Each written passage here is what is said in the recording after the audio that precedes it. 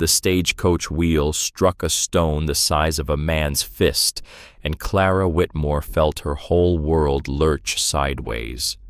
Her hand shot out to brace against the splintered wooden wall, and the cedar hope chest at her feet slid across the rough floorboards, striking her ankle hard enough to leave a bruise that would bloom purple by evening. She did not cry out. A woman who had spent 8 years living in her aunt's house had learned that tears drew notice, and notice drew cruelty. So Clara only tightened her grip on the brass latch of the chest and kept her face turned toward the small oval window where the Montana summer stretched out in a way that made her feel small in a manner Philadelphia had never managed. It was July of 1868, and the world was opening up like a wound. She was 22 years old, and she had never been kissed. She had never walked with a young man in the park. She had never been asked to dance, not even once, not even by the butcher's son, who had stuttered every time she came to the shop counter for mutton. Clara Whitmore had lived most of her days inside the narrow back rooms of a bakery on Arch Street, her hands white with flour, her eyes red from wood smoke, her heart folded up inside her chest like a piece of mending no one had come to claim. And now she was climbing into mountains she could not name, going to marry a man she had never seen, carrying 7 quilts that her dead mother had stitched with failing hands by the light of a tallow candle. The driver shouted something she could not make out. The team of 4 horses jerked forward, and then the stagecoach came to a hard stop. A crack split the afternoon. It was a sound she had only ever heard in theaters and storybooks, and for a long moment she could not place it. Then it came again, closer, sharper, and the driver was hollering down through the roof boards. "Get low, miss. Could be Thornridge's boys, and if it is, you keep that head down no matter what you hear." Clara sank slowly into the worn leather seat. Her breath was loud inside her own ears. She pressed her palm flat against the lid of the cedar chest, as if she might feel her mother's pulse through the wood. 7 quilts. 7. She had counted them every morning of the 18-day journey from Pennsylvania, the way a widow counts rosary beads. Bear's paw, double wedding ring, log cabin, Ohio star, flying geese, tumbling blocks, and the one her mother had never named, the one with the faded blue and cream that smelled faintly of lavender even now. The gunfire stopped. A long silence stretched across the canyon. Then the driver laughed a thin, nervous sound and rapped his knuckles on the roof. "Hunters, miss. Only hunters. But you keep watching. The country you're going to, it ain't Philadelphia. Out here a gunshot can mean a deer, or it can mean the end of a family. You'll learn the difference by the weight of the silence after." Clara did not answer. She sat very still, and she thought of her mother. Eleanor Whitmore had been a small woman with strong hands.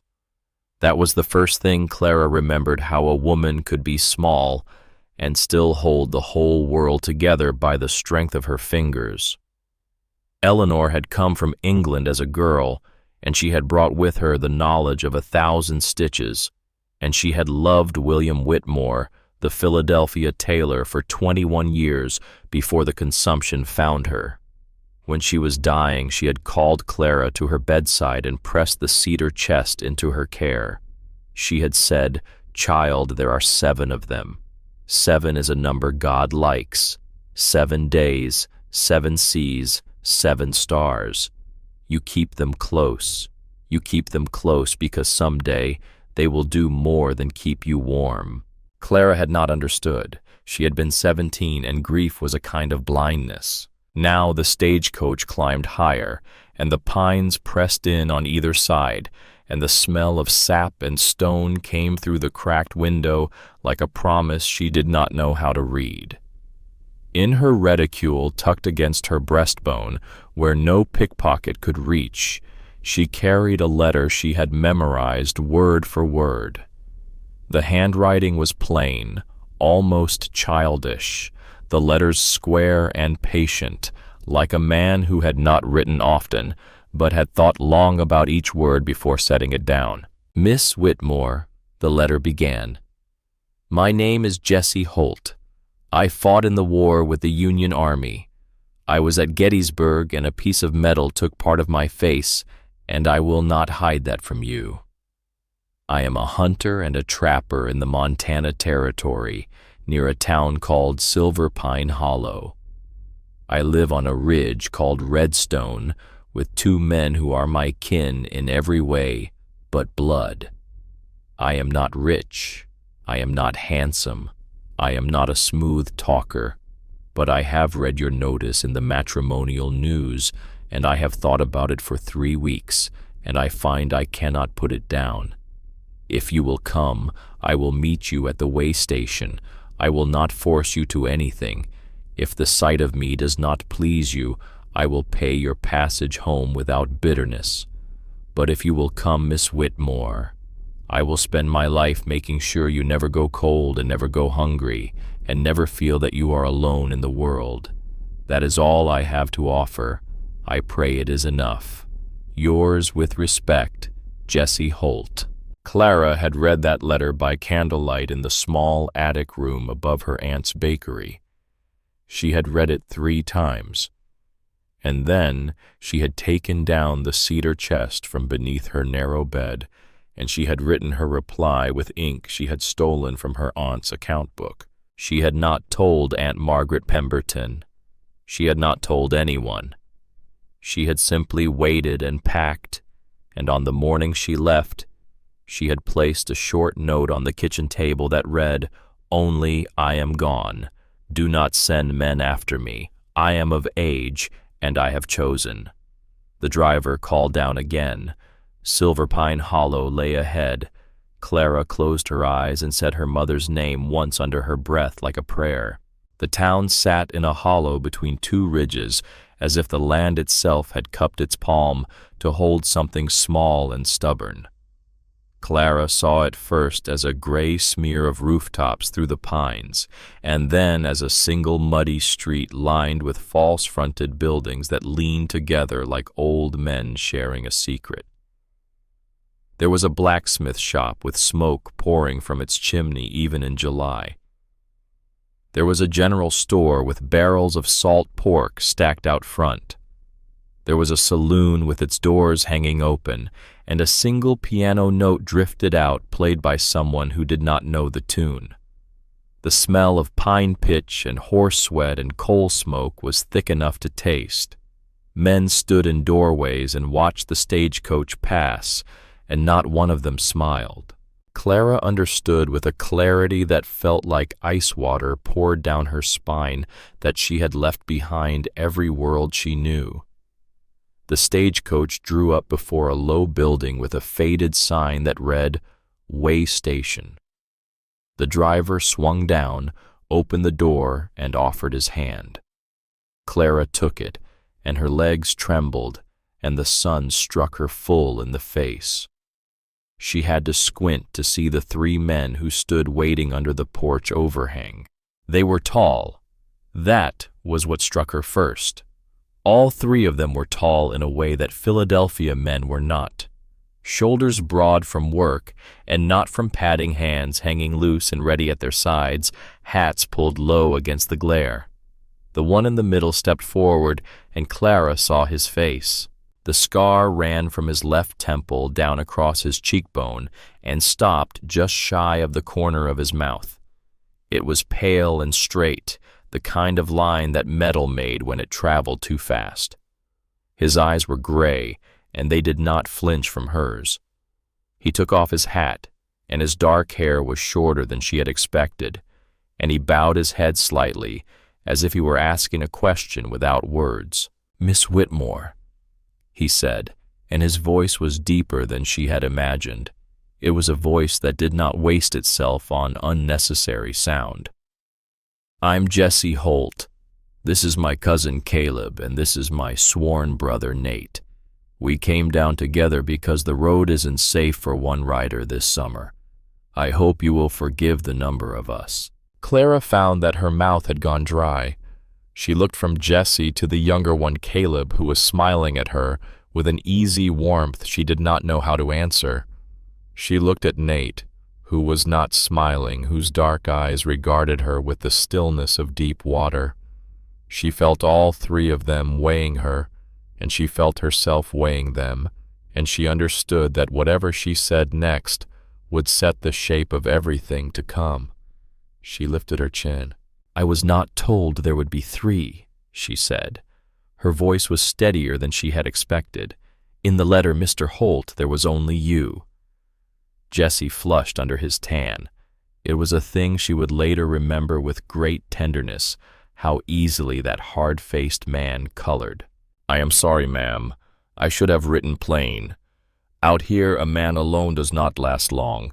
We share the house on Redstone Ridge because it is safer and because we are family, though not by blood for all of us.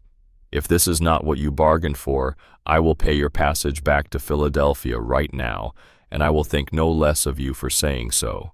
Clara thought of Aunt Margaret. She thought of Cornelius Whitcomb, the 62-year-old merchant who had been promised her hand for $500. She thought of the attic room above the bakery and the long, slow years that had nearly swallowed her whole. "I have come this far," she said quietly. "I will not turn back for surprise, but I will ask for time. Time to know you. Time to learn what kind of men you are." Jessie Holt looked at her for a long moment. Then he inclined his head, and there was something in his gray eyes that might have been relief, or might have been the first small seed of something else entirely.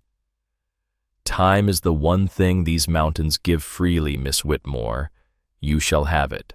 Caleb stepped forward then and took her cedar chest up into his arms as if it weighed nothing. He was younger than Jessie. 26, she would learn, with hair the color of pale honey and eyes the blue of the sky before a summer storm.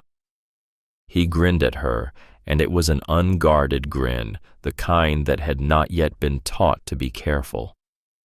"Miss Clara, I promise you the ride up the ridge is prettier than the ride in, and the house is warmer than it looks." Nate said nothing. He only nodded once, a small motion, and turned to see to the horses. But as he passed her, Clara saw the way his eyes went to the cedar chest in Caleb's arms and lingered there, and she could not read the look, only that it was old and private and carried weight. The ride up to Redstone Ridge took nearly 3 hours. They left the stagecoach behind, and Caleb drove a buckboard wagon with her cedar chest and her single carpet bag strapped down in the back. Jessie and Nate rode alongside on tall, rangy horses that picked their way through the rocks without seeming to look. The road climbed and switched back on itself, and the air grew thinner and cleaner, and the pines gave way to spruce, and somewhere below them a hawk was circling in slow, patient rings.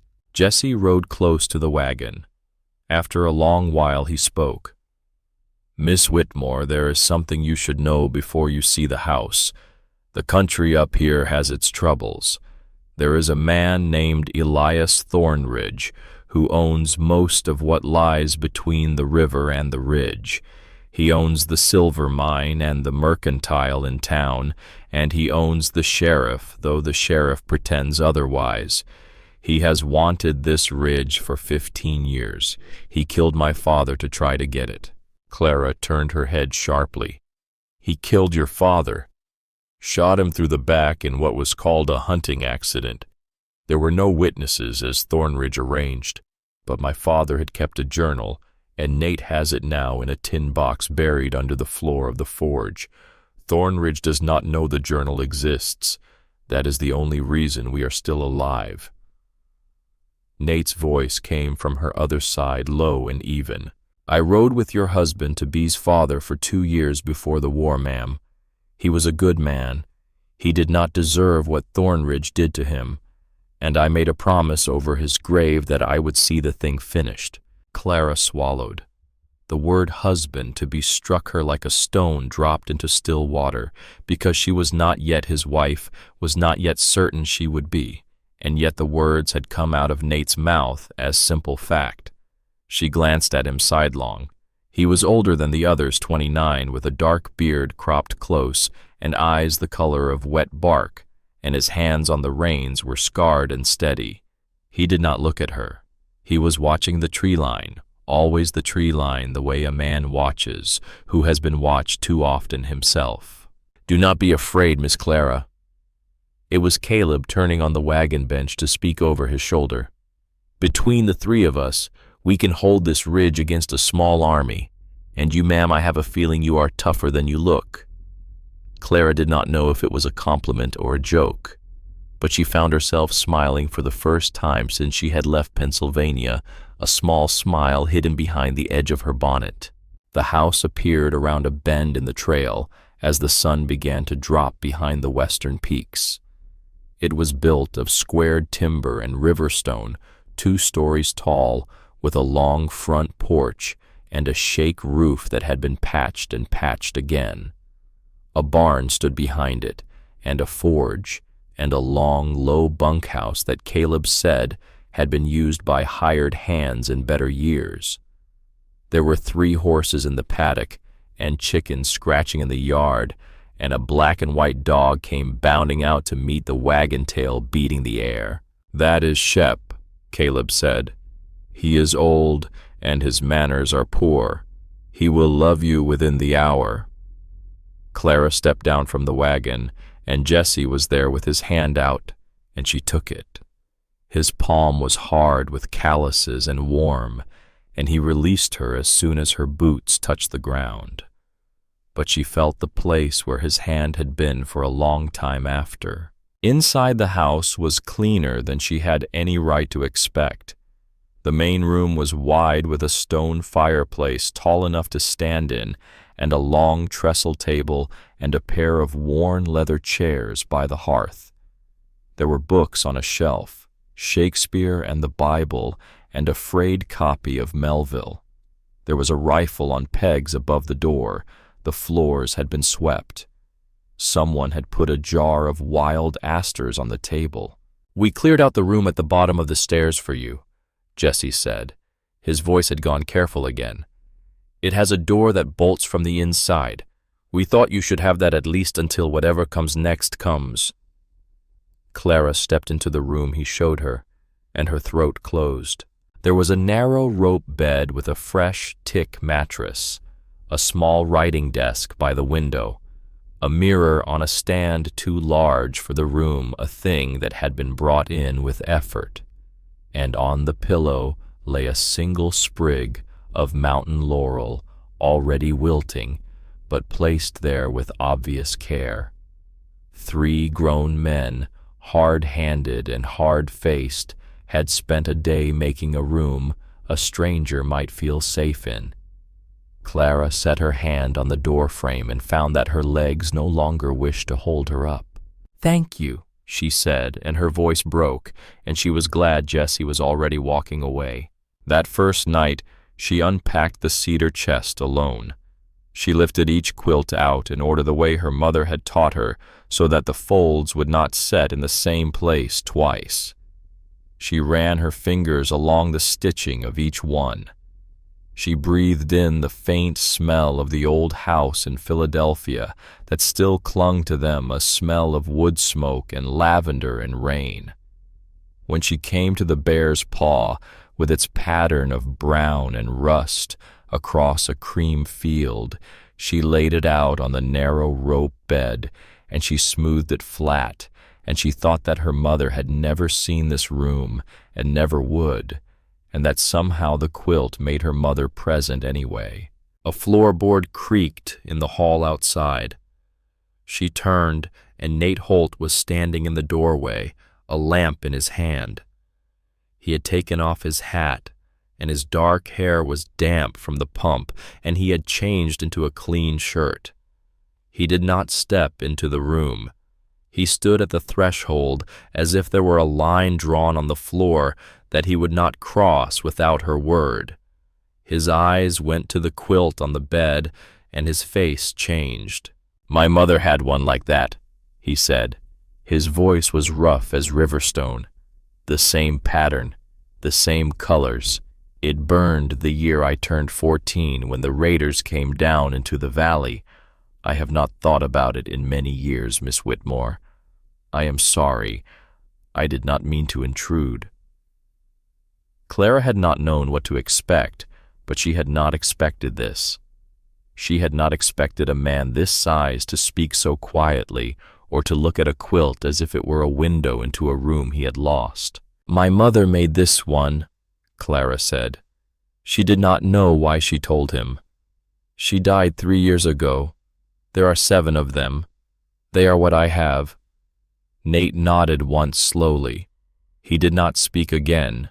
He only looked at her for a moment longer with those dark, patient eyes, and then he inclined his head and stepped back into the hall, and she heard his boots go down toward the kitchen.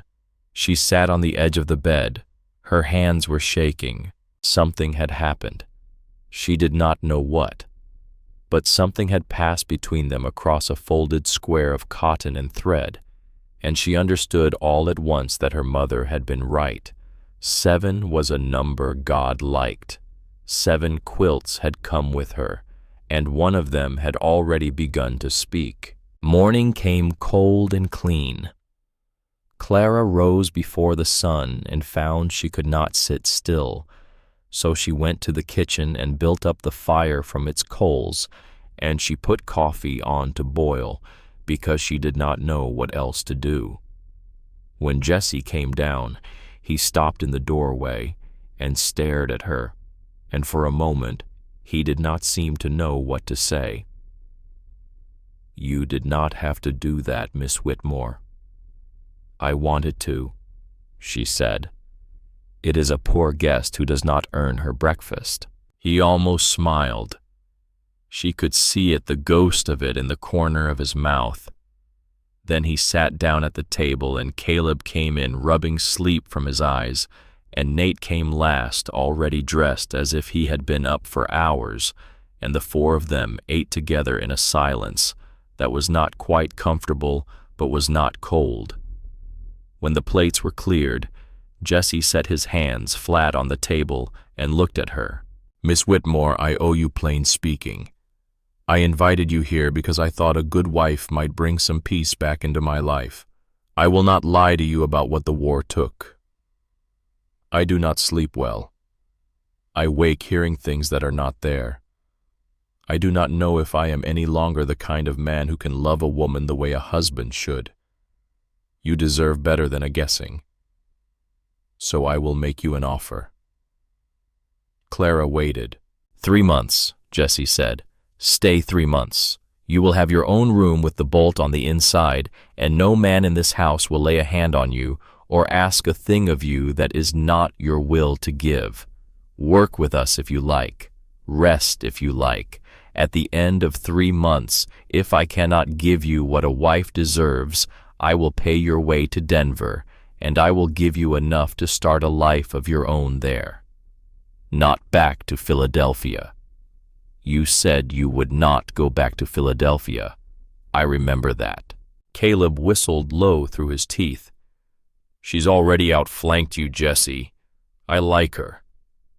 Nate said nothing, but he lifted his eyes to Clara's, and he gave her a single small nod, the kind of nod that said, "This is a fair offer, and you may take it." "I accept," Clara said. 3 months. She did not know then that 3 months would be enough to change the course of a life. The second week brought her first ride into Silver Pine Hollow. Caleb drove her in the buckboard for supplies, he said, and for introductions. The town was not large, but it was alive in a way Philadelphia's back streets had never been. Men in working clothes passed on the boardwalks. Women in calico dresses called to one another from across the street. A pair of miners argued outside the assay office. A group of children ran past, chasing a wooden hoop. And at the far end of the main street, a tall building of milled lumber stood with a sign that read, Thornridge and Company in letters of gold leaf. "That is where we do not go unless we must," Caleb said. They went to the general store, and Clara ordered thread and a bolt of unbleached muslin, and she paid with coin from her own small purse because she would not be beholden. When she turned to leave, a man was standing in the doorway blocking the light. He was tall, taller even than Jessie. His hair was silver, neatly combed, and he wore a black frock coat that had been cut in Boston. His boots were polished. He smiled with the careful economy of a man who knows precisely how much smile to spend. "You must be the young lady who has come to marry Mr. Holt," he said. His voice was smooth as oil on water. "I am Elias Thornridge. I own some little interest in this town. I wish to welcome you." Caleb stepped sideways so that his shoulder was between Clara and the door. He did not raise his voice. He only said, "Mr. Thornridge, we have errands to finish." Thornridge did not look at Caleb. He kept his eyes on Clara, and they were pale blue, and they moved across her face the way a buyer's eyes move across a horse at auction. "Miss Whitmore, if ever you find the ridge lonely, or the company rough, or the weather harder than a Philadelphia girl can bear, you must remember that Elias Thornridge is the friend of every lady who has come west hoping for a better life. My door stands open. My purse stands open. I am a man who knows how to value what is fine." Clara felt her skin go cold under her traveling dress. "Mr. Thornridge," she said, and her voice did not shake, though she was surprised to hear it. "I was raised to believe that a friend is known by his actions, and not by the size of his purse. If you will excuse me." She walked past him. She did not look back, but she heard Caleb behind her, and she heard Thornridge laugh a small, soft laugh, and the sound of it followed her all the way to the wagon. On the ride home, Caleb was grim. "Clara, you are never to be alone with that man, not for 1 minute. Not in a crowded street, not in the store, not anywhere. Do you understand me?" He spoke to me as if I were a purchase. "He has done it before. There have been 3 girls like you in the last 6 years. 3 that came from back east promised to men he does not like. They did not stay in Silver Pine Hollow. Whether they left by their own will, no one can say for certain, only that they are gone." Clara watched the pines pass. She thought of her mother. She thought of the 7 quilts folded in the cedar chest. She understood now why Jesse Holt had written to a stranger in Philadelphia for a wife, and why he had been honest about the scar on his face, and why he had built a room with a bolt on the inside. He had not been looking for a woman. He had been looking for a witness. He had been looking for someone the wolves of this valley did not yet know by scent. That night, something happened at the barn. Clara woke to the sound of Shep barking, a hard, frantic barking that did not stop. Then came a shout, and then a rifle shot, hollow and close, and then 3 more in quick succession. She was on her feet before she knew it, her hand on the bolt of her door. Caleb's voice was in the hall, hard and low. "Clara, stay inside. Do not come out. Do you hear me?" She heard him. She did not move. For 20 minutes the night was full of running feet and distant gunfire. Then silence. Then Jesse's voice at her door, tired and steady. "Miss Whitmore, it is over. Come out if you wish." She opened the door. The 3 of them stood in the kitchen. Jesse had blood on his sleeve, not his own. Nate was holding a scrap of paper between 2 fingers as if it were a dead thing. Caleb was white-faced and furious. 3 men, Jesse said. They tried the barn. They meant to set the hay alight and draw us out. We drove them off. Nate said. One was hit. He left this. He held up the scrap of paper. Clara stepped closer and saw a dark seal pressed into red wax, the letters T and C intertwined. Thornridge and Company, Caleb said. The man who hires boys to do his night work. Clara sat down in one of the leather chairs by the cold hearth. Her knees would not hold her. She had been in Silver Pine Hollow for less than 2 weeks, and a man she had met once had already sent armed men in the dark to collect her. Why? She said. Her voice was small. Why me? I am no one. Jesse knelt in front of her. It was the first time he had come so close. His gray eyes were level with hers. You are the wife promised to a Holt. If Thornridge takes you, he takes a piece of us. He takes the one thing we have not been able to guard against. He thinks we will crumble to get you back. He thinks he can make us sell the ridge for your safety. Nate spoke then, and his voice was softer than she had ever heard it. Miss Clara, there is something you must learn, and you must learn it fast. You cannot be a woman out here who waits to be saved. You must be a woman who can save herself at least a little, because there will be days we are not here. Tomorrow I will take you behind the barn, and I will teach you to shoot.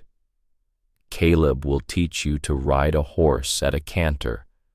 Jesse will teach you to read the tracks of a man in wet ground. You will learn these things because you must, and because you are capable, and because your life depends on it. Clara looked at him, at this quiet man with the dark beard and the scarred hands and the eyes that held so much old sorrow. He was not asking her to be fragile. He was not asking her to hide. He was telling her she could learn to stand. I will learn, she said. The first shot she fired from the small Colt nearly knocked her backward. The sound was louder than anything Philadelphia had ever offered her. Her ears rang for an hour, but Nate did not laugh, and he did not pity her. He only corrected her stance and handed her another round and said, Again. She shot 30 rounds that first morning. By the 20th, she was hitting the whiskey bottle he had set on the stump. By the 30th, she was hitting it twice out of 3. Nate watched her, and he did not smile, but his eyes lost a little of their stillness, and he said, You will do. Jesse watched from the porch. He did not come close, but when she came inside to wash the powder from her hands, she caught his look, and in his look was something she had never been looked at with before. Not admiration exactly. Something older. Something like recognition. As if he had been waiting his whole life to see a woman with a smoking pistol in her hand who did not flinch. The third week brought the secret. Clara was alone in her room, folding the double wedding ring quilt to air it out when she felt a hardness in the binding. She ran her fingers along the seam. There beneath the stitching was something rectangular and small. She sat down on the bed, and with her sewing scissors, she carefully snipped the thread and drew out a folded letter yellow with age, sealed with a bead of wax she recognized. It was her mother's seal, the small ivy leaf. Clara had not seen it in 3 years. Her hands shook as she broke the wax. My Clara. The letter began, and the handwriting was Eleanor's, the strong, slanted script she would have known in any light. If you are reading this, then you have come to a moment in your life when you needed the quilts for more than their warmth, and you have cut them open, and you have found what I hid inside. There is a gold eagle coin sewn into the binding of each of the 7. $350, my darling. It was to be your dowry. It is yours now, to use as you must, to be free, as I could never teach you to be while I lived. But that is not why I write this letter. My Clara, there is a thing I never told you, and I go to my grave knowing I should have, and praying you will forgive me. William Whitmore was not your father by blood. He was your father by love and by every kindness and hardship he bore for you, and in the only ways that should count, he was yours and you were his. But blood is another story. Before I married William, I went once to Montana Territory to visit my elder sister, who was then in the town of Helena before she fell ill of the fever and was lost to us the following winter. Margaret, the younger of my two sisters, was to become your aunt, and the woman who raised you after I was gone, and though I could not choose for you a kinder guardian, I chose her because she was my blood, and blood is what a woman reaches for when there is nothing else. I stayed in Montana 6 months. I met a man there, a hunter and sometime prospector, a kind man with a low voice and a steady hand. His name was Ezekiel Holt. We loved one another in the way that only happens once in a long life, but he had a wife who had left him, and the law would not grant him freedom, and I had no future there. I came back to Philadelphia, and I married William, who knew and who accepted and who raised you as his own from your first breath. Your father by blood was Ezekiel Holt. I do not know if he still lives. I only know that when I was dying, I could not go without leaving you away to find him or his people if ever you should need them. I love you, Clara. I have always loved you. Be brave. Your mother, Eleanor. Clara read the letter once. Then she read it again. Then she sat very still on the edge of her bed with the letter in her lap, and she did not cry because she was too stunned to cry. Ezekiel Holt. Holt. The name her father was wearing all through this house. The name on the door. The name Jesse carried, the name Caleb carried. Ezekiel was a Holt. She did not go to Jesse with the letter. She went to Nate. She found him in the forge, the leather apron over his shoulders, sparks flying as he worked a length of iron. When he saw her face, he set down the hammer and the tongs without a word, and he took off his gloves and he stepped out into the yard with her. She handed him the letter. Nate read it slowly. When he finished, he folded it with great care, and he handed it back, and he looked at her with those dark, patient eyes. Ezekiel Holt was James Holt's younger brother, he said. James was Jesse's father, the one Thornridge killed. Ezekiel went east many years ago to seek his fortune. He did not return. He was thought dead. Caleb and I never met him, though Jesse did when he was a small boy. That man was your father, Miss Clara. That makes you and Jesse first cousins. The law in this territory does not forbid it. Many have married closer than that, but you must tell Jesse. He has a right to know. Clara looked down at her hands. They were shaking. He will hate me. Nate shook his head one slow, deliberate shake. He will not hate you, Miss Clara. That man has not hated anything since he came home from Gettysburg. What he lost there, he lost the capacity to hate. He has only grief left, and the grief has been looking for somewhere to put itself down. I think you may be the place it finds. She stared at him. Nate had never spoken so many words at once in her hearing. Why do you say that to me? Because, Nate said, and he lifted his dark eyes to the ridgeline above the house. A man who spends his life watching other men grieve learns to see the shape of it. Jesse is not the only one who has lost Miss Clara, but I learned long ago to keep my losses to myself. Go and tell him, and do not be afraid. She found Jesse on the porch at dusk, smoking a pipe, his long legs stretched out in front of him. He looked up when she came out, and whatever he saw in her face made him set the pipe aside. She handed him the letter without a word. He read it. The lamp by the door threw its light across his scarred cheek, and she watched the scar twitch once as his jaw tightened.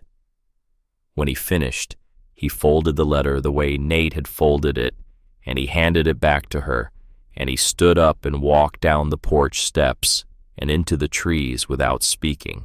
Clara sat on the top step, She stayed there as the sky went from gold to copper to indigo.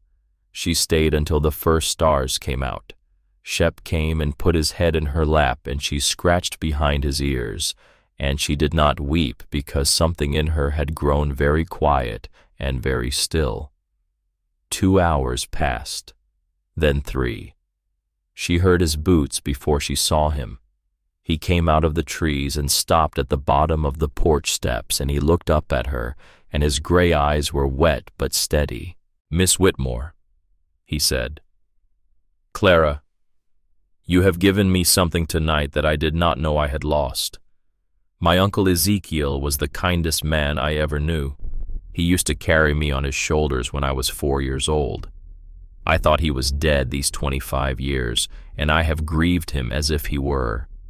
To find that he left a daughter, and that she has walked into my house carrying his blood in her veins, is not a curse. It is the closest thing to a resurrection that this world is likely to give me." He climbed the steps. He stopped in front of her. He did not touch her. "I asked you to stay 3 months to see if I could love you as a husband should. I see now that the question was foolish. I have loved you since the morning you built a fire in my kitchen because no one had asked you to. I did not know what to name the feeling then. I know it now. I will not press you. I will not change the terms. You have your 3 months, and you have your door with the bolt on the inside, but I will not pretend any longer that I am uncertain. The uncertainty was only ever mine, and it is gone." Clara sat very still. The stars were very bright. She thought of the 7 quilts in her cedar chest. She thought of the gold coins hidden in their seams. She thought of her mother stitching by candlelight, her lungs failing, writing a letter she buried in cotton because she could not bear to say the words aloud. She thought of Ezekiel Holt, a man she would never meet, whose blood moved in her wrists and behind her eyes. She thought of Elias Thornridge and the men he had sent in the dark. She thought of Nate, who had told her she could stand. She thought of Caleb, who had stepped between her and danger without a moment's pause. She thought of the man in front of her, who had just said the only words a woman like her had ever truly wished to hear, and had said them without asking for anything in return. "Jessie," she said, and her voice was soft, and it was steady, and it was her own. "I do not know yet what I will choose, but I know that I have not been home in a very long time, and this porch feels more like home tonight than any house I have ever lived in. I will stay the 3 months, and I will not spend them hiding." He nodded. He did not smile because the moment was too large for smiling, but he sat down on the step beside her with a careful hand's breadth between them, and together they watched the stars come out over Redstone Ridge, and somewhere far below in the dark valley, a coyote called once and once again, and was answered. Autumn came to Redstone Ridge the way it comes to all high country, not in a slow softening, but in a single cold morning that changed everything.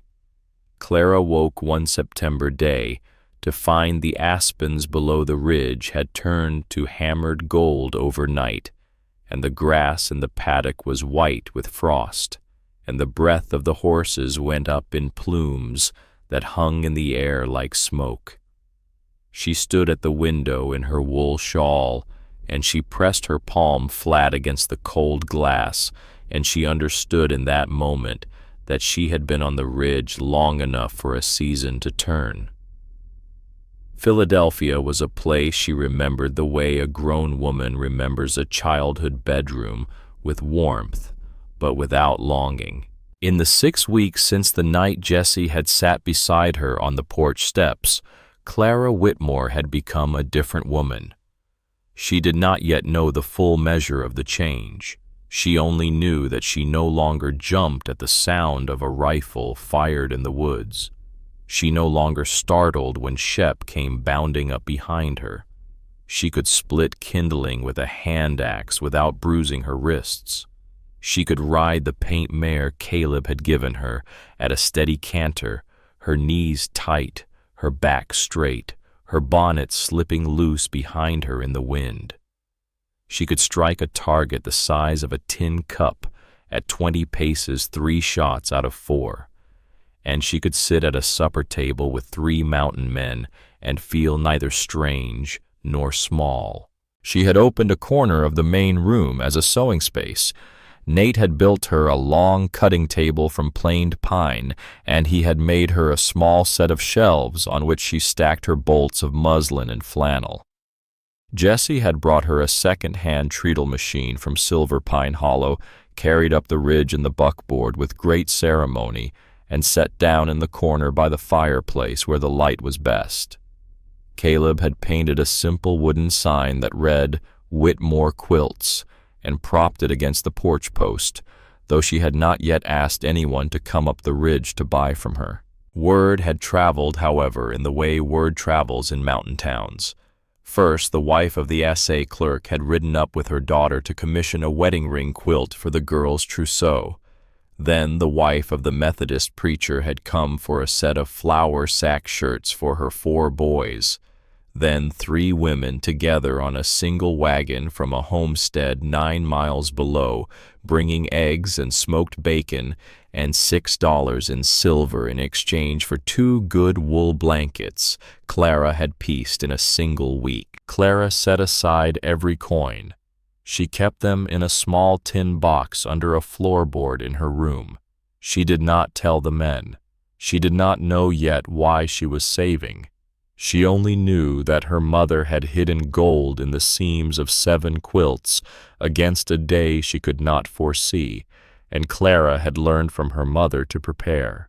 On the first frost morning of that September, she was alone in the house with Caleb. Jessie and Nate had ridden out at dawn to check the trap lines on the north slope a full day's ride in and back. Caleb had stayed behind because his left boot had rubbed a sore onto his heel the week before, and he was nursing it, and because someone always stayed behind when Clara was on the ridge.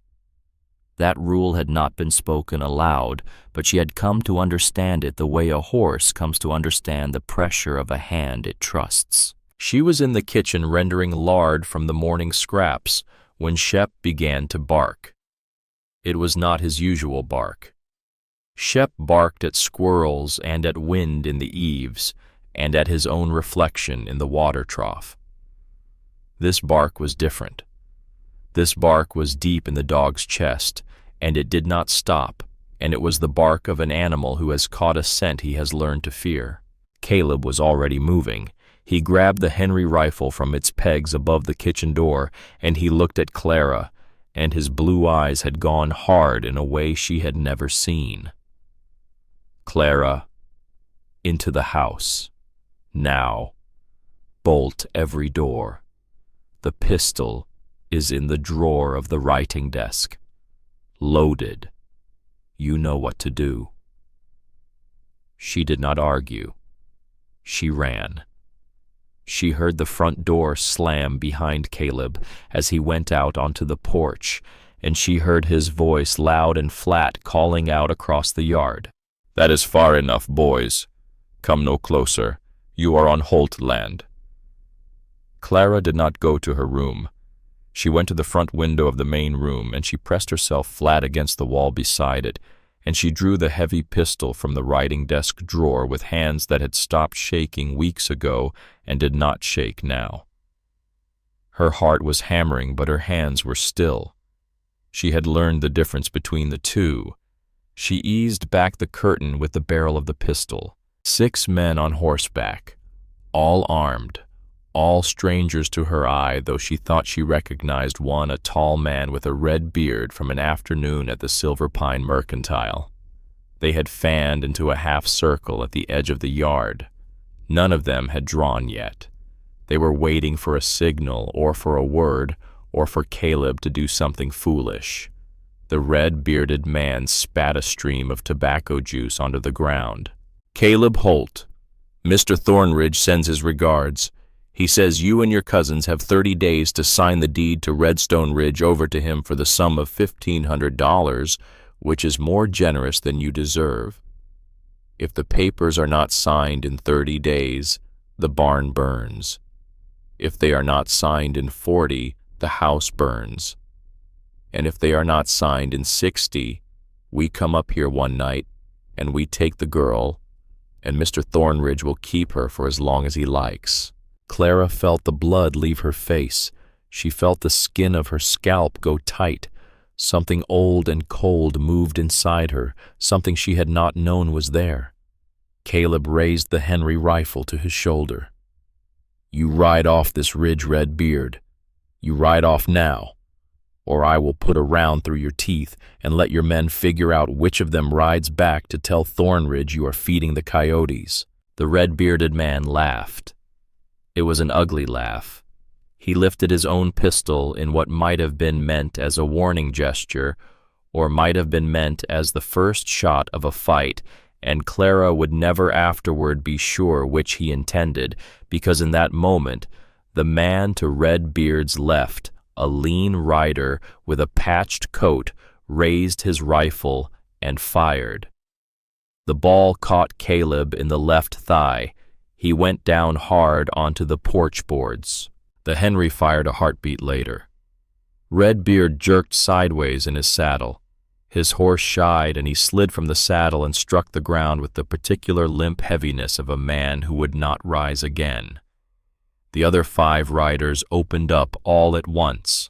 Caleb rolled behind the heavy oak bench on the porch. Bullets struck the porch post, the siding, the door frame. Glass shattered somewhere above Clara's head. She heard Caleb firing, and she heard him curse, and she heard the small, sharp sound of a man who has been hit a second time. Clara did not think. She moved.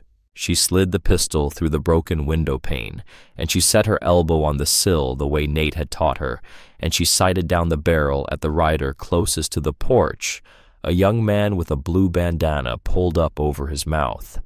She breathed in. She held. She squeezed. The rider jerked in his saddle and clutched at his shoulder and fell sideways. His horse bolted. She shifted her aim. The lean man in the patched coat, the one who had shot Caleb. She fired again. The shot went wide. She corrected. She fired a third time. This one struck his horse in the flank, and the animal reared, and the man fought to hold his seat and lost, and he went down into the dirt of the yard in a tangle of reins and rifle. 4 left. They looked at one another. Redbeard was dead in the grass. 2 of their men were down. They had expected to deal with one wounded Holt, and they had instead come up against 2 shooters, and they did not know that one of them was a 22-year-old girl from Philadelphia who had fired her first pistol 6 weeks ago. The tallest of the remaining riders wheeled his horse. He shouted something, and the 4 of them broke and rode hard back down the trail. One of them slumped over his saddle horn, another holding his arm as if it had broken.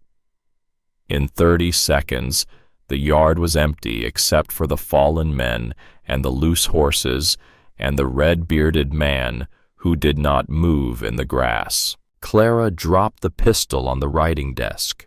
Her hands had begun to shake now finally, but her legs held. She threw open the front door and ran to Caleb. He was lying on his side against the oak bench, pale as whey, his left leg dark with blood from the hip down. His eyes were open. He tried to smile at her. "Clara, that was more than 3 shots. I am proud of you." "Hush, hush now. Do not speak." She tore the bottom 6 inches from her apron with one hard jerk. She wrapped the cloth hard above the wound in his thigh, and she twisted it with a cooking spoon she grabbed from the porch rail, and she tied it off. Caleb hissed. She did not apologize. She pressed her palms against the hole in his leg and felt the hot slick of him between her fingers, and she thought for the first time in her life that she would not faint at the sight of blood, because fainting now would cost this man his life, and Caleb Holt was not going to die on the porch he had painted her sign on. "Caleb, look at me. Look at my face. You stay with me. You hear me. You stay." "I am staying, Clara. I am staying. I am not going anywhere. It was an hour before Jesse and Nate came riding hard up the trail. They had heard the shots from the ridge above, and they had run their horses half to ruin coming down. Jesse came off his saddle before the horse had fully stopped. He saw Caleb on the porch. He saw the red-bearded man in the grass. He saw Clara, her hands and apron red to the elbows, sitting on the top step, with Caleb's head in her lap, singing softly to him the same nameless tune her mother had used to sing when Clara was ill as a child. Jesse stopped in the middle of the yard. His face went through 4 different things and settled on something very still. "Clara." "He is alive," she said. Her voice was steady. "The bone in his thigh is shattered. The bleeding is stopped. He needs Dr. Ballard, and he needs him tonight." Nate was already turning his horse. He would ride to Silver Pine Hollow and back in 5 hours if the horse survived it. He did not speak. He only lifted his hat once in her direction, a gesture she understood to mean, "Well done," and he was gone down the trail in a drum of hooves. Jesse came up onto the porch. He knelt beside her and Caleb. He laid one hand very gently on Caleb's head, and then he looked at Clara, and his gray eyes were wet for the second time in her memory. "Who?" "Thornridge's men, 6 of them. They said 30 days to sign the deed or the barn burns. They said 60 days to take me." Jesse did not answer. He only nodded once slowly, and the thing in his eyes went from wet to something harder and drier and more terrible. He looked out across the yard at the red-bearded man in the grass, and he said very quietly, "How many?" "3 down, 1 certain, 2 wounded." "Which of them was you?" "The boy with the blue bandana. I hit him in the shoulder. He rode off, and I hit a horse. The rider went down, but he got up and rode double." Jesse looked at her for a long time. He was not looking at her the way a man looks at his wife to be. He was looking at her the way a commanding officer looks at a soldier who has held a line he had no right to hold. At last he reached out and took her bloody hand in his own, and he held it for a single moment, and then he let it go. "Clara Whitmore," he said, "I have met many men. I have fought alongside some of the best soldiers this country has ever bred. And I say to you now in the plain hearing of the Lord and this dying wind that I have never been prouder of anyone in my life than I am of you at this minute. Do you hear me?" She could only nod. Her throat had closed. Dr. Ballard came at sunset riding Nate's spare horse, with Nate himself leading the way on a borrowed animal from the livery. Ballard was a thin man in his 60s, a veteran himself, a surgeon at Shiloh long before he had settled in Silver Pine Hollow, and he did not waste words. He cut the ball out of Caleb's thigh on the kitchen table by lamplight, and he set the bone as best he could, and he told them plainly that Caleb would walk again, but that he would walk with a limp until the end of his days, because there was no setting a ball, shattered femur, so that a man's stride came back whole. Caleb, half-fevered on laudanum, laughed weakly at that. "A limp, Doc. A limp. That is nothing. I was afraid you would say I had lost the leg." "You very nearly did, young man. The reason you did not is sitting in that chair, and she has more nerve in her little finger than most of the men in this valley have in their whole carcass." Clara was sitting in the rocking chair by the hearth with a basin of pink water in her lap. She did not look up. She did not know how to accept such a thing. For 3 weeks, Caleb lay in the large bedroom downstairs that had once been the parlor. Clara changed his bandages every morning. She read to him in the afternoons a battered copy of Ivanhoe that Nate had pulled from the shelf. She brought him broth and biscuits and strong black coffee sweetened with molasses because he said it was the only thing that tasted right through the fever. She sat beside him on the hard chair Jessie had drawn up for her, and she piece by piece stitched him a new quilt, not from her mother's patterns, but from her own design, a simple 9-patch in the blues and browns she thought would suit a man's room, and she told him it was the first quilt she had ever made that was wholly her own. On the 4th night of his fever, when the worst of it had broken and his color was coming back, Caleb reached out and took her hand as she was rising to go. "Clara, you should be sleeping." "I will sleep. Listen to me first." She sat down again. The lamp on the table threw a small, warm circle over his pale face and her bowed head. "I have known for weeks that you came here for Jessie, and I know you and Jessie have a kind of bond. I cannot touch a bond of blood and of story and of shared pain. I have made my peace with it. But Clara, if the day ever comes when you and Jessie decide that you are not to marry, I want you to know that I have loved you since the afternoon you stood at a broken window and drove 6 armed men off this porch. And I would love you as long as I was given breath, and I would love you as kindly as any man has ever loved a woman in this world, and I would count every day of it a gift I had not earned." Clara's eyes filled. She had not expected it. She did not know what to do with it. She reached out, and she laid her hand against his cheek, and she felt the ruff of his young beard under her palm. "Caleb, you are the brother of my heart. I do love you. I love you and Jessie and Nate in ways I am only beginning to understand, and I am not yet ready to say which of those loves is the one my mother would have told me to follow. I only ask you to let me come to it honestly. If I am not honest in this, I will hurt all 3 of you, and I will lose myself in the bargain. Take all the time you need, Clara. I am not a man in a hurry anymore. The ball in my leg settled that."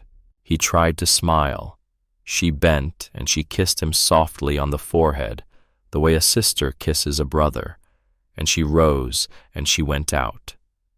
And when she had closed the door, she stood in the dark hall for a long moment with her hand over her mouth, and she did not know still which man she would choose, but she knew that her heart was becoming too large for her body, and something would have to give. The sheriff came on the 1st Monday of October. His name was Marlowe Caldwell. He was a fat man 50 years old with a walrus mustache stained yellow with tobacco and a badge he wore high on his coat so that every eye would find it. He rode up the ridge alone, his hand very conspicuously off his holster, and he did not dismount in the yard. He sat his horse and called out for Jessie Holt by name. Jessie came out onto the porch. Clara stood behind him inside the door where she could hear but not be seen. "Sheriff, Mr. Holt, I have a warrant in my saddlebag. It is for the arrest of Miss Clara Whitmore on charges of the unlawful wounding of 2 men and the killing of a 3rd one, Abel Crane, also known as Red Crane, a citizen of Silver Pine Hollow, on the grounds of this here Redstone Ridge property on the afternoon of September the 18th. Jessie did not move. "Red Crane rode up here with 5 other men and demanded we sign over our land. They fired first. They shot my cousin Caleb in the leg. Miss Whitmore returned fire in lawful defense of herself and of a wounded man. You know this, Sheriff. You know it because one of those wounded men is currently in your own jail cell drying out from laudanum, and he has told you this with his own mouth." Sheriff Caldwell coughed into his fist. "Mr. Holt, there are no witnesses to what you say. Mr. Thornridge has sworn a different statement. He says those 6 men were peaceable travelers on the public road who stopped to ask for water, and that your cousin opened fire on them without provocation, and that Miss Whitmore joined in the killing after. The courts will decide who is telling the truth. I have my warrant. Miss Whitmore must come with me to Silver Pine Hollow and stand trial. When? Monday next, 1 week. From inside the house, Clara stepped forward and laid her hand on the door frame. If I do not come, Sheriff, what then? Caldwell's watery eyes flicked to her. He did not meet her gaze for long. If you do not come, Miss Whitmore, I will have to come back with a posse. And in that event, I cannot guarantee the conduct of the men under my command. Some of them are Thornridge men. Some of them are not. But all of them take their orders from the law, and the law says you must stand before a judge. Jesse's hand drifted toward the pistol at his hip. Jesse. Clara's voice was calm. She laid her hand against his arm. I will come, Sheriff Caldwell. I will come on Monday. I will come willingly, and I will come armed with more than you expect. Tell Mr. Thornridge I said so. Tell him in those exact words. Caldwell blinked. He had not expected that. He touched the brim of his hat, and he reined his horse around, and he rode down the trail without looking back. That night, the four of them sat around the kitchen table. Caleb had been carried in on a chair by Nate and Jesse together, his leg propped up on a pillowed stool, and he sat with the firelight on his face, looking pale but clear-eyed. We run, Jesse said. Tonight, we put Clara on the paint mare and we ride for California. Thornridge has no reach past the Sierras. We can be there before the passes close. No, Clara said. Nate looked at her across the table. His dark eyes were very still. Tell us why no, Miss Clara. Clara set her hands flat on the scarred pine. Because running is what I have done all my life. I ran from my aunt when I came here. I should have ran from her years ago, and I did not because I was afraid. I have spent 22 years afraid, and in the last 3 months, I have learned that fear is a habit and not a fate.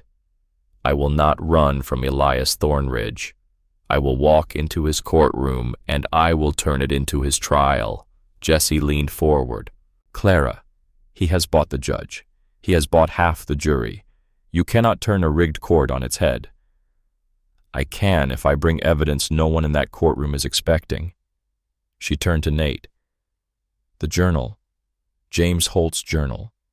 The one you buried in the tin box under the forge. Nate's face did not change, but something deep behind his eyes moved. You know of it. Jesse told me on the ride up from the station. Thornridge does not know it exists. If it is what you have said it is a written account by a murdered man of the threats made against him by the man who had him killed. It is the one thing Thornridge cannot buy because he does not know it is there to be bought. Nate was silent for a long moment. Then he rose from the table and went out into the dark, and they heard his boots on the stones of the path to the forge. He was gone 20 minutes. When he came back, he was carrying a flat tin box caked with dry earth, and he set it on the table, and he opened it.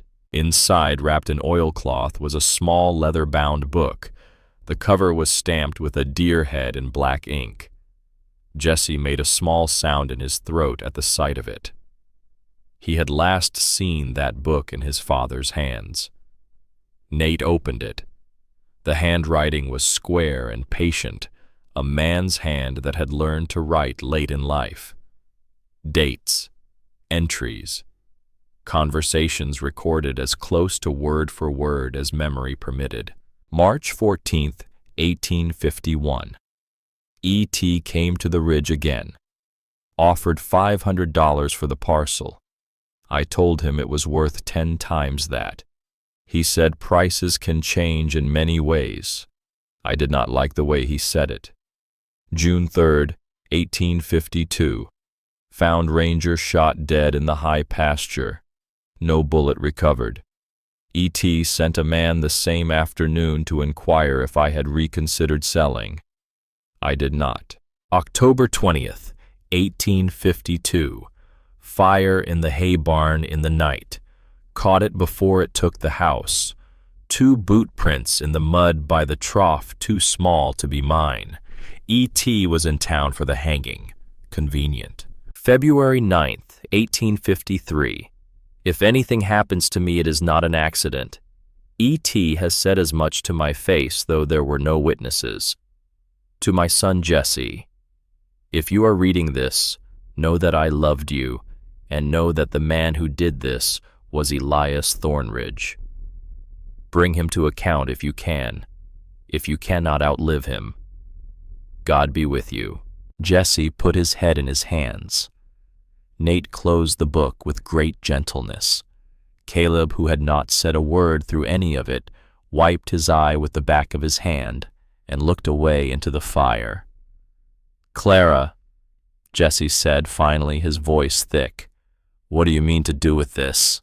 "I mean to read it aloud in that courtroom line by line in front of every man in Silver Pine Hollow, and I mean to call 2 women to the stand whom I have already spoken to, the wife of Carl Penrose and the widow Miriam Talbot, both of whom can tell of threats Thornridge has made in their own hearing. And I mean to have a lawyer by my side who does not answer to Thornridge. There is one in Helena. Fletcher Kincaid. He fought beside you in the war, Jesse. You have mentioned him. Write to him. Tell him what has happened. Tell him I will pay his fee myself out of what is in the seams of my mother's quilts." The 3 men looked at her. She had never looked smaller sitting there at the pine table in her plain dress, her hair in a simple braid down her back. She had never looked larger.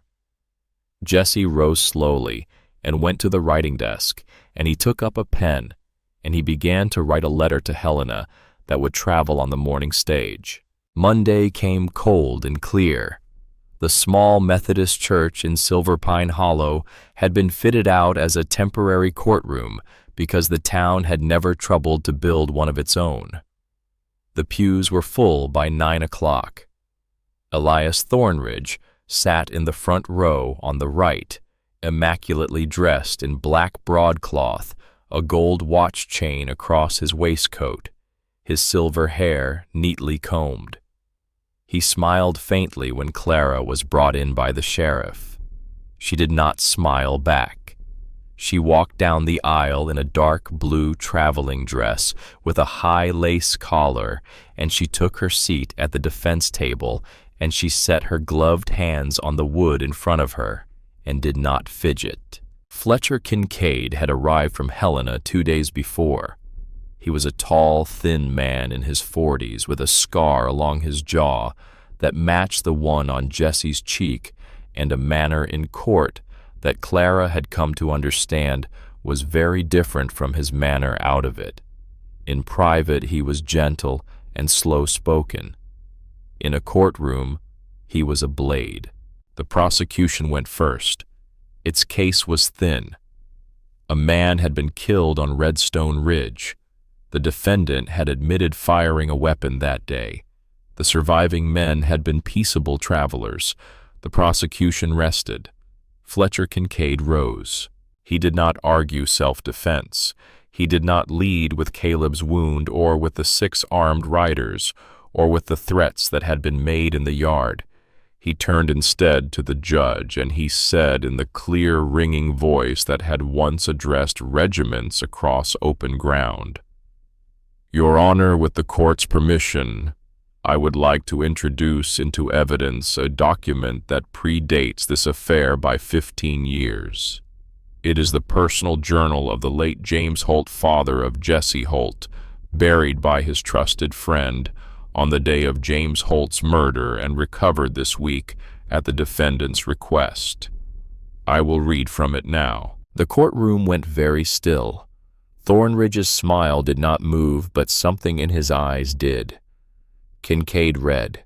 He read slowly, and he read clearly, and he read every relevant entry in the little leather-bound book. He read the record of threats made and fires set, and an animal shot dead in a high pasture, and finally in a voice that made the rafters creak. He read the last entry, the one written the night before James Holt died. If anything happens to me, it is not an accident. When he finished, the silence was the silence of a trapped animal listening for the hunter. Thornridge stood up. He was not smiling now. This is a fabrication. This is a forgery.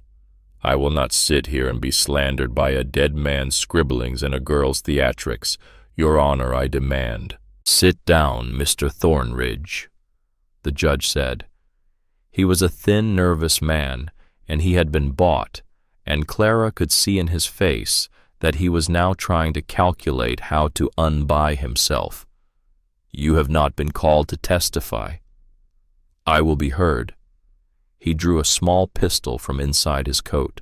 Later, many would disagree on what happened next. Some said he pointed it at the judge, some said at Kincaid, some said at Clara herself. What is certain is that Jesse Holt, who had been standing at the back of the church the whole time because there had been no seat for him, drew his own revolver in a single motion, faster than eye could easily follow, and fired once. The ball took Thornridge high in the right shoulder above the collarbone and spun him half around. The little pistol flew from his hand and skidded under the front pew. Thornridge collapsed into the aisle, clutching his shoulder, cursing through clenched teeth. The judge's gavel came down in a trembling hand. This trial is adjourned.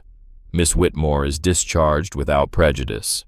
Elias Thornridge is remanded into federal custody on charges to be determined pending investigation of the journal of the late James Holt, bailiff. It was done. It was over. Clara sat at the defense table with her gloved hands folded, and she did not weep, and she did not smile, and she did not move at all until Fletcher Kincaid touched her gently on the elbow and said, Miss Whitmore, you may stand now. The law is no longer holding you. Thornridge was taken that afternoon under federal escort to Helena, a long and shameful ride for a man who had been king of his valley the morning before. He would not return to Silver Pine Hollow.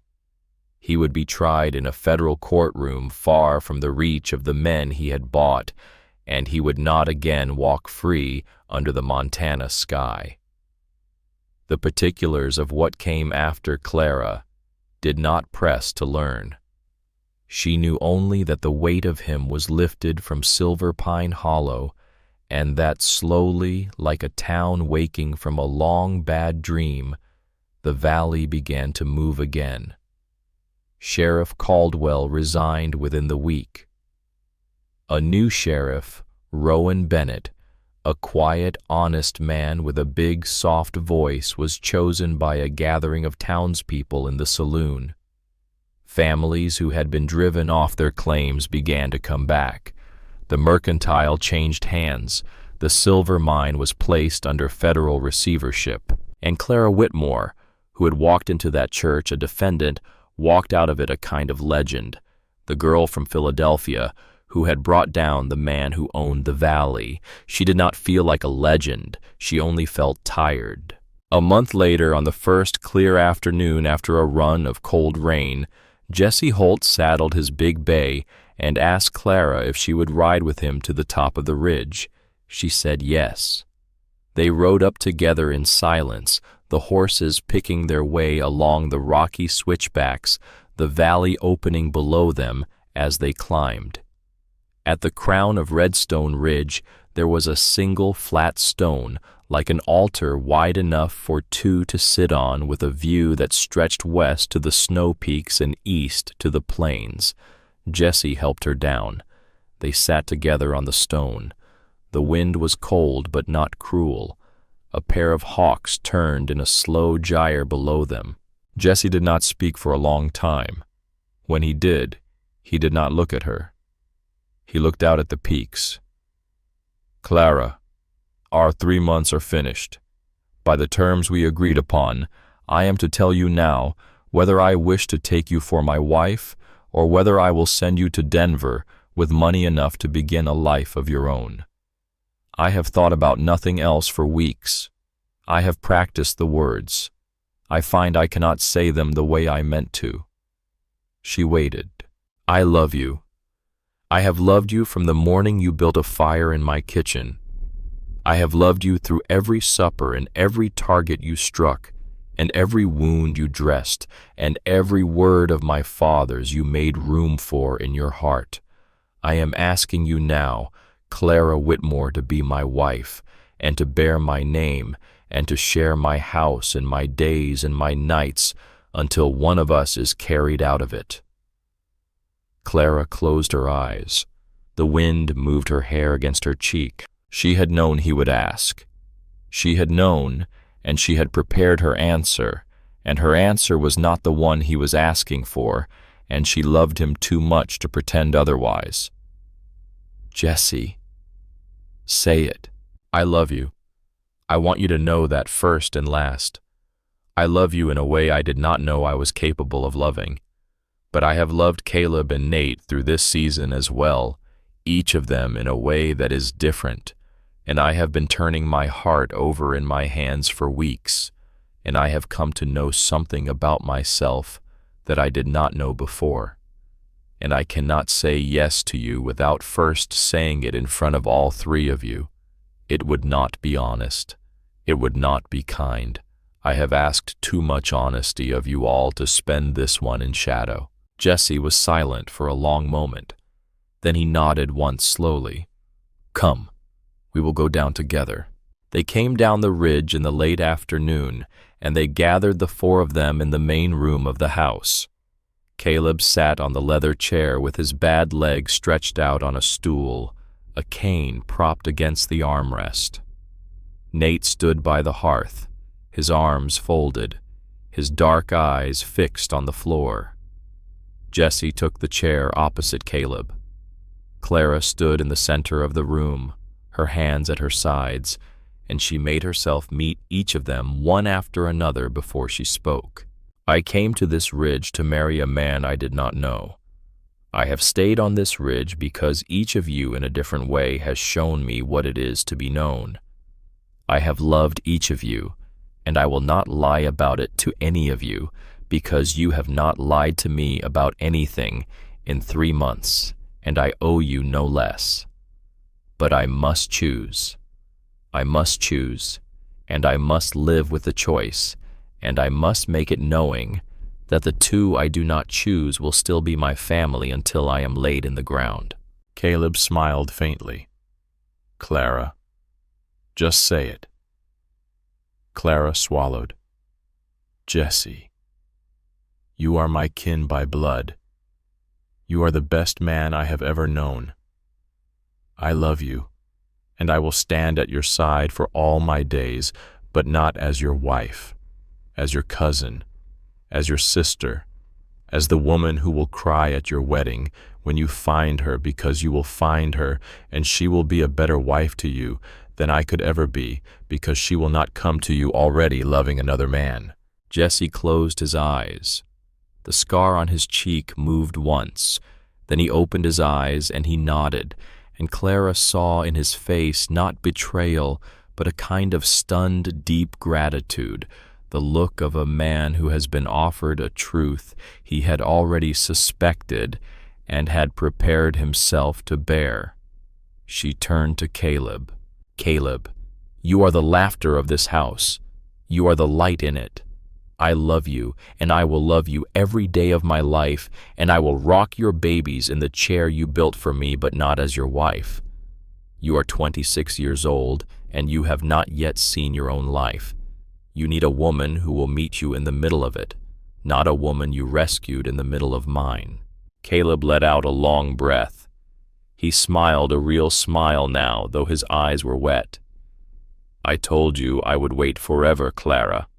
Turns out forever is a few months. That is all right. That is all right. She turned to Nate. He had not moved. He stood by the hearth, his arms still folded, his face unreadable in the dim light. He was 29 years old. He was the quietest of the three.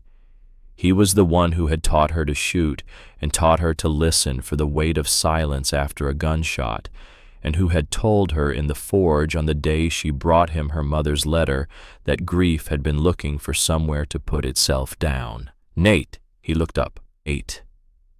He looked. "I love you. I love the way you are silent and the way you break your silence. I love the way your hands mend iron and the way they do not mend themselves. I love that you have buried a wife and a child and you have not hardened. I love that you told me I could stand, and you meant it, and you taught me how. I choose you, Nate. I choose you if you will have me." The silence that followed was not empty. It was full of the creak of the fire and the breath of 4 people and the small, soft thud of a cane falling as Caleb reached out and took Jesse's hand on the next chair, a gesture of brotherhood older than words. Nate crossed the room to her. He moved slowly, as if he did not quite trust the floor to hold him. He stopped in front of her, and he took her hands in his, and his hands were shaking, which she had never seen. "Clara, my wife died 5 years ago in childbed, and the child with her and I have not said her name aloud in 3 of those years because I did not trust my mouth to say it without breaking. I did not believe my heart would ever find a second life. I did not believe I deserved one. And now I stand here, and you have offered me yours, and I do not know how to answer you, except to say that I will spend every day I am given trying to be worthy of what you have just said." He sank to one knee. He drew from his coat pocket a small silver ring that he had forged himself in secret over many nights in the forge from a melted-down pocket watch that had belonged to his grandfather. "Clara Whitmore, will you marry me?" "Yes," she said. "Oh, Nate, yes." He slipped the ring onto her finger. Jesse stood and came over and laid his hand briefly on Nate's shoulder and then on Clara's hair in a blessing that needed no words. Caleb struck the floor once with his cane in a wordless cheer and laughed and wiped his eyes. They did not hear the horse on the trail until the rider was almost at the porch. The knock on the door was hard and urgent. Jesse answered it. A boy stood on the porch, maybe 15 years old, breathless, the reins of a lathered horse in his fist. He held out a yellow envelope. "Telegram for Miss Whitmore. Come up express from Silver Pine. They told me to ride it right on up." Jesse brought the envelope to Clara. She opened it with fingers that had just been still and were suddenly trembling again. The message was brief. Telegraph messages always are. "Miss Whitmore, stop. Your Aunt Margaret Pemberton arrested fraud, Philadelphia. Stop you. Sole heir, estate, $4,500 plus bakery. Stop. Cornelius Whitcomb, files suit, $500, broken betrothal. Stop. Come immediately. Stop. Your presence required court. Stop. Signed, Attorney Graham, Philadelphia." Clara read it twice. She lowered the paper. She looked up at the 3 men in the room she had just rearranged her whole life around. "It seems," she said quietly, "that Philadelphia is not finished with me yet." The telegram lay on the pine table between them like a small yellow wound that had opened in the middle of their happiest evening. Clara Whitmore, who 1 minute before had been a bride to be on a mountain in Montana, now looked down at the words and understood that the world she had left behind had followed her. West, carried on copper wire beneath the ground and under rivers and across the dark plains she had crossed in a stagecoach 18 months earlier. Philadelphia had reached out one long, pale hand, and the hand was not yet willing to let her go. Nate rose from where he had knelt, his silver ring still warm on Clara's finger, and he read the telegram over her shoulder without touching her. She felt the heat of him against her back.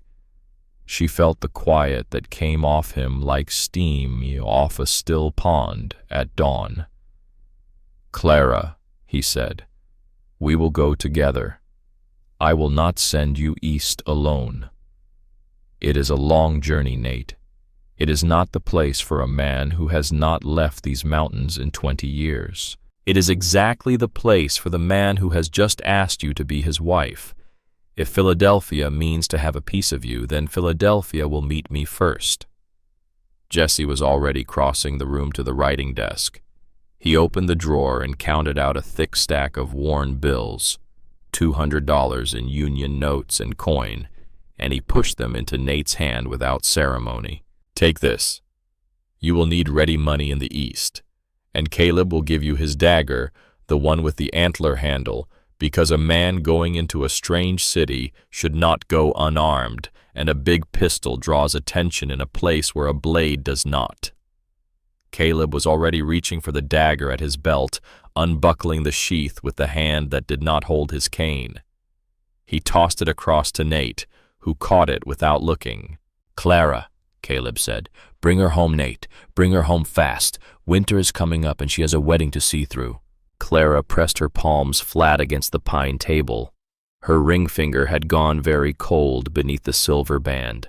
She looked at the three of them in the lamplight, these three men who had become in the strangest accidental way the shape of her life. She thought of her mother, Eleanor, dying by candle in a Philadelphia attic, sewing gold coins into the seams of 7 quilts against a future she could not see.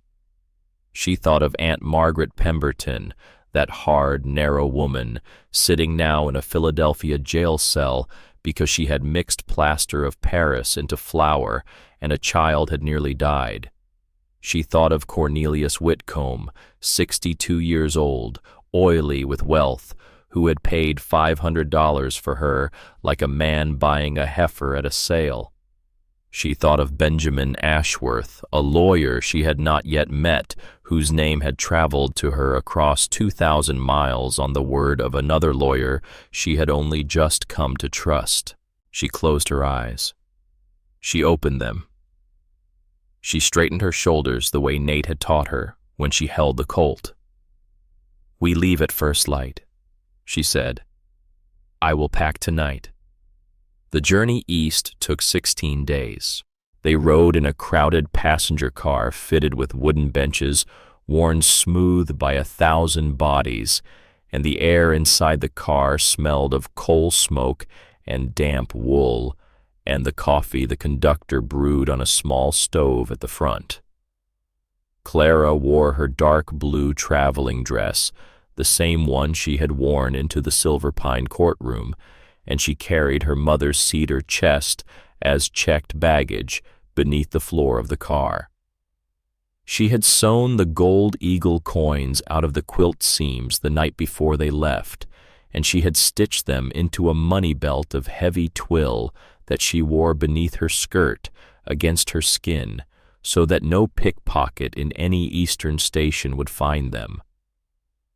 Nate watched her do this with the close attention of a man who had never seen a woman prepare for battle using needle and thread. He had never been farther east than the Dakota Territory. He had never seen a city larger than Helena, and Helena was still half a mining camp with wooden sidewalks and goats in the side streets. When the train rolled into St. Paul, Minnesota, and Nate stepped down onto a paved platform beneath an iron and glass roof and saw for the first time in his life a locomotive larger than a small cabin breathing steam at him from a distance of 10 feet, he removed his hat slowly and did not put it back on for several minutes. Clara took his arm. She did not laugh at him. She understood. She had felt the same thing her first morning in the mountains, looking up at Redstone Ridge and realizing that the sky there did not end the way the sky ends in a city. "It is only a machine, Nate," she said softly. "It is only iron and water and fire." "A man should know what he is looking at," he said, "before he steps onto it a second time." In Chicago, they changed trains and spent a single night in a boarding house near the stockyards where the smell of cattle came through the window all night, and Nate lay on the narrow bed staring at the ceiling and did not sleep. Clara slept against his shoulder in her shift fully dressed, otherwise the silver ring on her left hand catching the gaslight from the street. They were not yet married. They were not yet anything a minister had blessed. But they had been married by the moment in the parlor at Redstone Ridge, when she had said his name, and he had sunk to one knee, and they both knew it, and the boarding-house landlady did not ask questions because Clara was wearing a ring, and Nate had the bearing of a man who did not intend to answer any. In Philadelphia, the air was different. The air was heavier, wetter, thick with the smoke of 1,000 coal furnaces and the damp rot of an autumn river. The buildings stood shoulder to shoulder, 4 and 5 stories tall, their brick faces blackened with soot. The streets were cobbled and iron-shod horses struck sparks off the stones.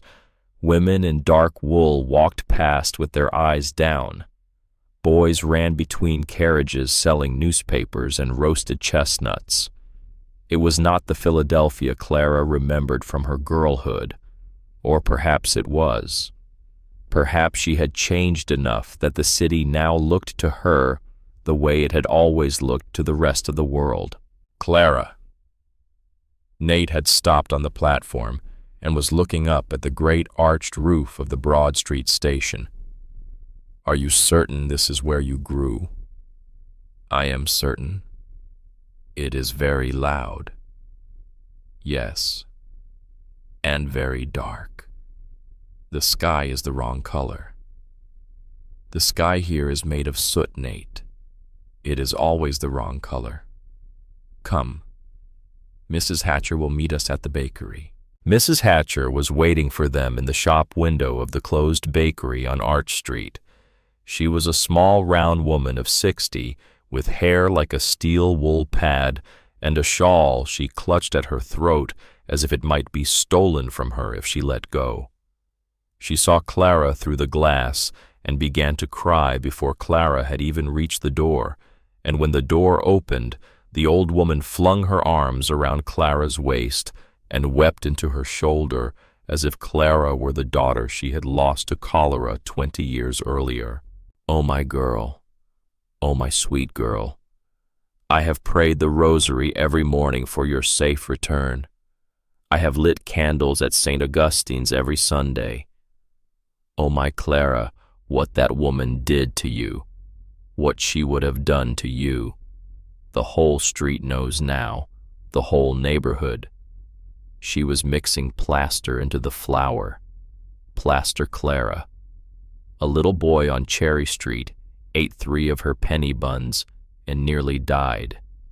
His mother is a laundress and had no money for a doctor, and she was going to lose him, but the parish priest came and made her take the boy to the public hospital, and they saved him just barely, and when they looked at the flour under a microscope, they found it full of white dust, and then the police came, and Margaret is in the women's jail on Chestnut Street now, and she will not come out, Clara. She will not come out." Clara held the old woman. She looked over Mrs. Hatcher's gray head at Nate, who was standing in the doorway with his hat in his hands, and she saw on his face a quiet, tender grief for the Clara who had grown up in the back rooms of this bakery. It was the same grief she had watched him show for his own lost wife in the forge on the day she had brought him her mother's letter. She had not known until that moment that a man could grieve a life he had not been present for. She loved him even more for it. "Mrs. Hatcher, there is also a lawsuit. Cornelius Whitcomb." Yes, that horrid man. He came around twice in the last month demanding to know when you would return. He is suing for the $500 he paid your aunt, and he is saying you betrayed the betrothal, as if you had ever signed a thing, as if you had been asked. Oh, Clara, you must go see Mr. Ashworth. He is waiting for you. He has an office on Walnut Street above the apothecary. A young man, but a good one. Fletcher Kincaid's letter arrived ahead of you by 3 days. Benjamin Ashworth was indeed young, not yet 30, with wire spectacles and a stiff celluloid collar, and sandy hair parted dead center. He rose from behind his desk when Clara and Nate came in, and he shook Nate's hand with a grip that surprised him firmer than such a slight man should have owned, and he offered Clara the chair nearest the coal stove. He listened without interrupting, while Clara laid out the whole of it, from the attic bedroom to the stagecoach, to the courtroom in Silver Pine Hollow, to the telegram that had reached her on the evening of her engagement. When she finished, Ashworth removed his spectacles and polished them on the end of his cravat and set them back on his nose. "Miss Whitmore, may I speak plainly? Please." "You are a remarkable person. That is not a legal opinion. It is the first observation I thought worth stating. My legal opinion is this. Cornelius Whitcomb has papers signed by your aunt acknowledging receipt of $500 against the promise of your hand. Those papers are real. But here is the single fact on which his entire case crumbles. You were 22 years old on the date of those papers. In the Commonwealth of Pennsylvania, a woman of 21 or older cannot be contracted into a marriage without her own signed consent. Your consent does not appear on any document in Whitcomb's possession. Your aunt's consent is worth precisely nothing, because a 22-year-old woman is not her aunt's property to sell. Whitcomb knows this. His lawyer knows this. They are hoping you will not know it, or that you will be too ashamed to contest it in open court. I am not ashamed. I can see that, ma'am. We will win. It will not even be close. What I would like to do, if you will permit it, is to ask the court to make Mr. Whitcomb pay your legal fees and the court costs on the grounds that his suit is malicious. That is a stretch, but with a sympathetic judge, I believe we can carry it. In the meantime, your aunt's estate, which cannot be distributed while she is in jail awaiting trial on the fraud charges, consists of this bakery, which is assessed at about $1,200 and $4,500 in cash and bank notes, which your aunt had secreted in a steamer trunk in the cellar. The police inventory turned it up last week. You are her sole heir. The estate will come to you by operation of law once we file the necessary papers, which I have already drafted and await only your signature." Clara sat very still. $4,500. The sum did not immediately fit inside her mind. It was more money than her mother had ever seen. It was more money than the Whitmores had made in 15 years of tailoring. It was the price of a ranch, or a decent house, or the freedom of a whole life. "My aunt," she said quietly. "Will she be convicted?" "Yes." "What will they do to her?" 3 to 5 years in the women's penitentiary. She will not die there. She will come out old, but she will come out. I want to see her." Ashworth blinked. "Miss Whitmore, you are under no obligation." "I know. I want to see her." Nate said nothing. He only laid his hand once lightly on Clara's shoulder, and Ashworth wrote a note on a small card and stamped it with his seal so that the jail matron would let her in. The women's jail on Chestnut Street was a 4-story building of gray stone that smelled inside of lye and boiled cabbage and something worse beneath both. A matron led Clara down a narrow corridor past barred cells full of women sitting on iron bunks or standing listlessly against the walls. In the 3rd cell on the left, Aunt Margaret Pemberton sat on the edge of a sagging mattress in a coarse gray dress 2 sizes too large for her. She had lost 20 pounds since Clara had last seen her. Her hair, which had been iron gray before, was now entirely white. Her hands, once so quick with a ledger pen, lay in her lap like 2 dead birds. She looked up. She saw Clara. And for the first time in Clara's memory, Aunt Margaret began to weep. "Clara, oh my God, Clara, you came, you came." "I came, Aunt. I thought I would never see your face again. I thought you would curse me from 2,000 miles and never look back. I deserved that. I deserve it still. Clara, I have had many nights in this cell to sit with what I did to you, and I have nothing to offer but the truth, which is that I was a wicked woman, and I treated you like a piece of property, and I sold you to that man for $500 because I had always been jealous of your mother, who was everything good and soft that I was not, and I hated that you had her face and her hands and her quiet kindness. I hated you for not being me. That is the truth. I am sorry, Clara. I am sorry for every hour of your girlhood. I cannot give it back." Clara stood at the bars. She did not go nearer. She did not need to. She looked at the old woman on the bunk, and she felt something inside her own chest unlock something she had not known had been locked. "Aunt, I forgive you." Margaret made a small, broken sound. "I am to be married to a mountain man from Montana Territory. His name is Nathaniel Holt. He is standing in the hallway outside this corridor, and he has come 2,000 miles to help me see this through. He is the kind of man you would not have believed existed. When your sentence is over, if you wish it, there is a cabin on our land and a place at our table. You will not die alone in this city. My mother would not wish it. I do not wish it." Aunt Margaret wept again. She could not speak. She only pressed her forehead against the bars where Clara's hand rested, and she held it there for a long time until the matron came and cleared her throat, and Clara bent and kissed the old woman's white hair once, and turned and walked out of that jail and into the cold gray Philadelphia afternoon, and did not look back. The meeting with Cornelius Whitcomb took place the following afternoon at his townhouse on Rittenhouse Square, at his own invitation delivered by a liveried footman in a note written on heavy cream stationery. Ashworth had advised against going. Clara had told Ashworth politely that she was going. Nate had said, "Only, I will go with you." Whitcomb's parlor was a cavern of mahogany and velvet and gilt.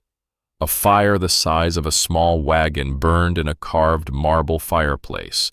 Oil portraits of long-dead Whitcombs scowled down from the walls. The man himself stood before the fire with his hands clasped behind his back, a glass of brandy on the mantelpiece at his elbow. He was fatter than Clara remembered.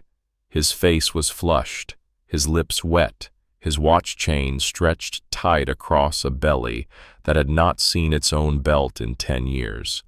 He smiled when Clara came in a smile that showed small, even teeth stained brown with tobacco. "Miss Whitmore, at last. Mr. Whitcomb. And this, I take it, is your mountain gentleman. This is Nathaniel Holt, my betrothed." Whitcomb's smile narrowed. He looked at Nate the way a man looks at a dog he is deciding whether to kick. Nate, standing just behind Clara's right shoulder, did not move. His hat was in his hand. His other hand rested loose at his side. His face gave back nothing. Clara had seen Nate carry himself that way only once before, on the porch the morning Sheriff Caldwell had ridden up with the warrant. It was a quiet that did not come from absence, but from preparation, the way a mountain cat goes still in the instant before it springs.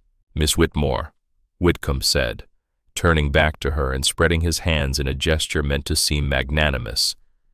"I have brought you here in the hope of a civilized arrangement. I am a reasonable man. I paid a reasonable price for your hand. You have put me to considerable inconvenience by absenting yourself, but I am willing to overlook it. Come back to Philadelphia. Return to your proper station. I will drop my suit. I will have a new gown made for you at Wanamaker's, and we will be married by the end of the month. My health is not what it was.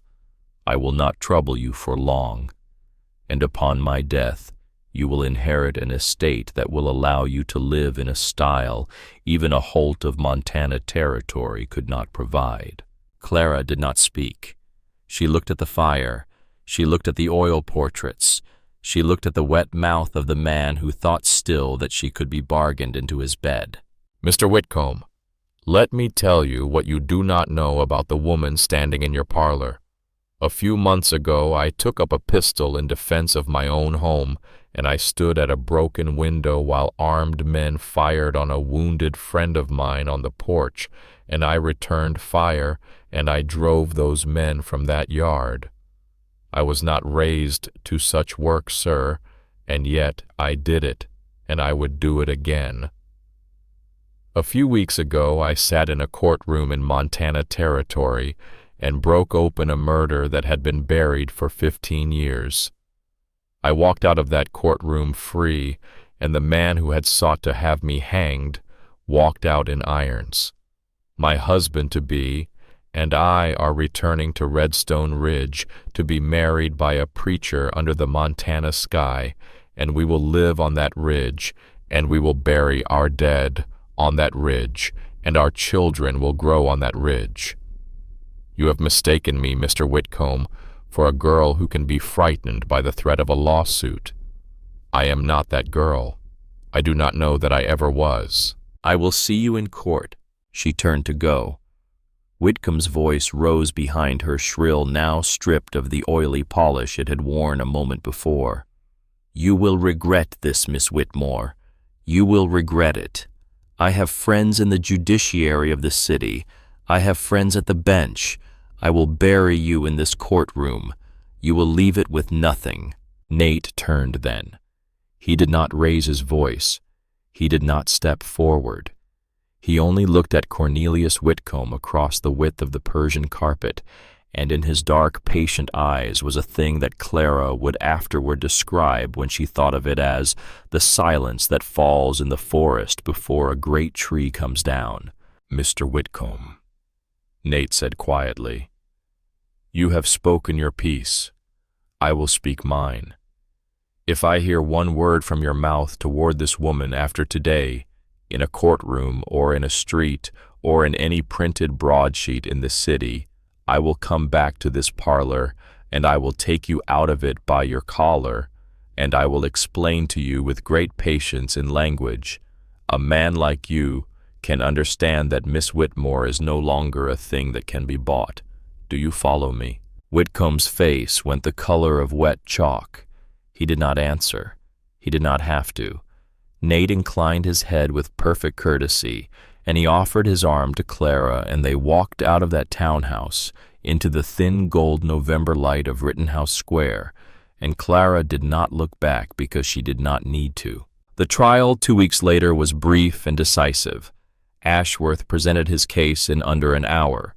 The judge, a tired man with white whiskers and a long list of cases yet to hear that day, ruled from the bench.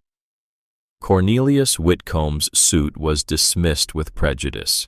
His legal fees and court costs were assessed against him. Margaret Pemberton's estate, both the bakery on Arch Street and the $4,500 recovered from the steamer trunk in the cellar, passed to Clara Whitmore by operation of law. Clara thanked the judge. She thanked Ashworth. She did not thank Whitcomb, who did not look at her as she passed him in the aisle. She walked out of that Philadelphia courtroom with Nate's arm steady beneath her hand, and she did not weep until the cab had taken them 6 blocks, at which point she wept for 5 minutes into Nate's shoulder, quietly with her face turned away from the cab window. And he did not speak a word, but only held her hand in both of his until the weeping stopped. She sold the bakery the next week to a Polish family that had been the Whitmore's neighbors when Clara was a girl. She took $1,200 for it, less than it was worth because she wanted it in kind hands. She placed $3,500 in a letter of credit drawn on a Helena bank to be collected upon their arrival. She kept $500 in gold coin, sewn once again into a money belt beneath her skirt, because Eleanor Whitmore had taught her daughter that the only money a woman truly owned was the money she could feel against her own skin. On the 3rd of December, 1868, Clara Whitmore and Nathaniel Holt boarded a westbound train at the Broad Street station and began the long ride home. The snow was waiting for them in Helena when they stepped off the stage. It was the cold, dry snow of the high country, not the wet, heavy snow of Philadelphia, and it squeaked under their boots as they crossed the yard to the livery, and it caught in Clara's dark hair like silver dust. They hired 2 horses and rode out of Helena the next morning in the gray of pre-dawn, bundled to the eyes in wool and buffalo hide.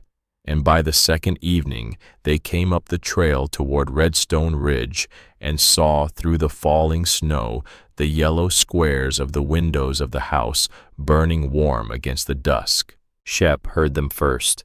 He came tearing out through the snowdrifts, barking himself hoarse, spinning in joyful circles around the horse's legs. Jesse came out onto the porch with a lantern held high.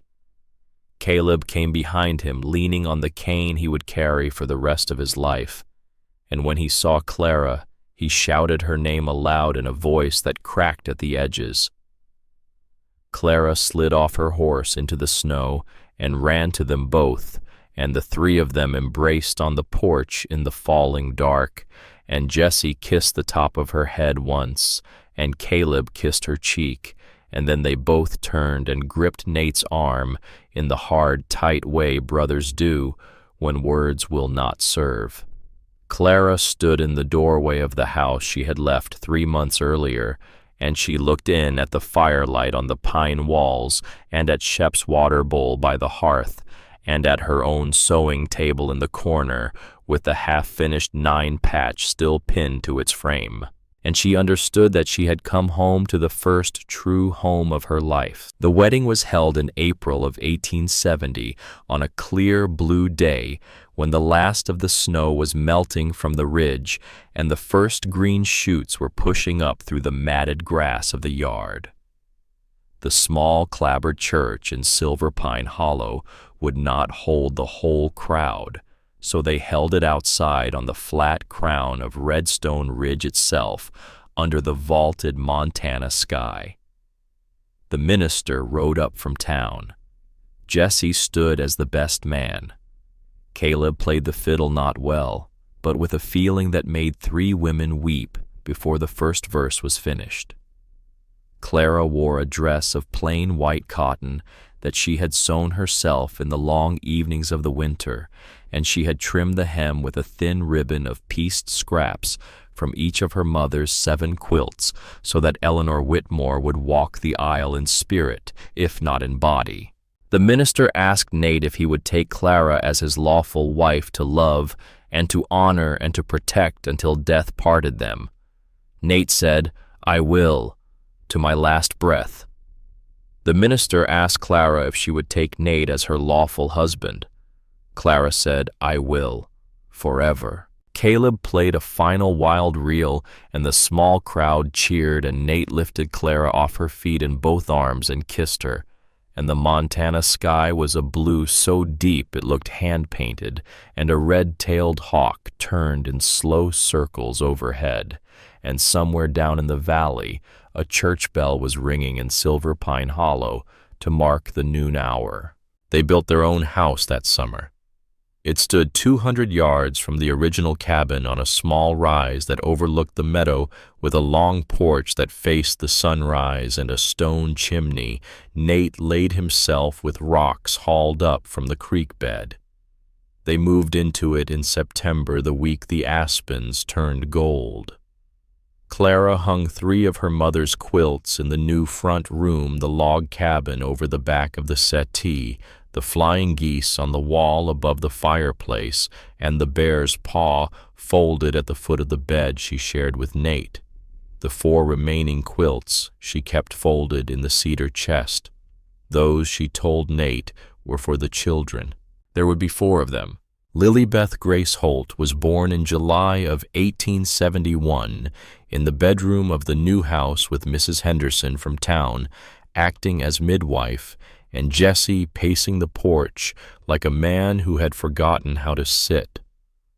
She was a dark-haired child with her mother's gray eyes and her father's long, solemn face. And when Nate took her in his arms for the first time, he sat down in the rocking chair by the window and wept without sound for 10 full minutes, because 5 years earlier he had buried a daughter he had never been allowed to name, and he had thought the Lord would not grant him a second chance. He named this one for his own lost child Grace, and Clara added Lilybeth for the sheer beauty of the sound, and that was the name that went into the family Bible in Nate's careful square hand. Ezra James Holt was born in the autumn of 1873, a big, healthy boy with a shock of black hair and a set of lungs that could be heard from the forge. He was named for Ezekiel, the grandfather he would never meet, and for James Holt, the uncle whose journal had changed the fate of the valley. Adelaide Eleanor Holt came in the spring of 1876, a pale, delicate girl who grew into the most stubborn of the four and who would one day teach school in Silver Pine Hollow for 32 years and never once marry, and who would count every one of those years happy.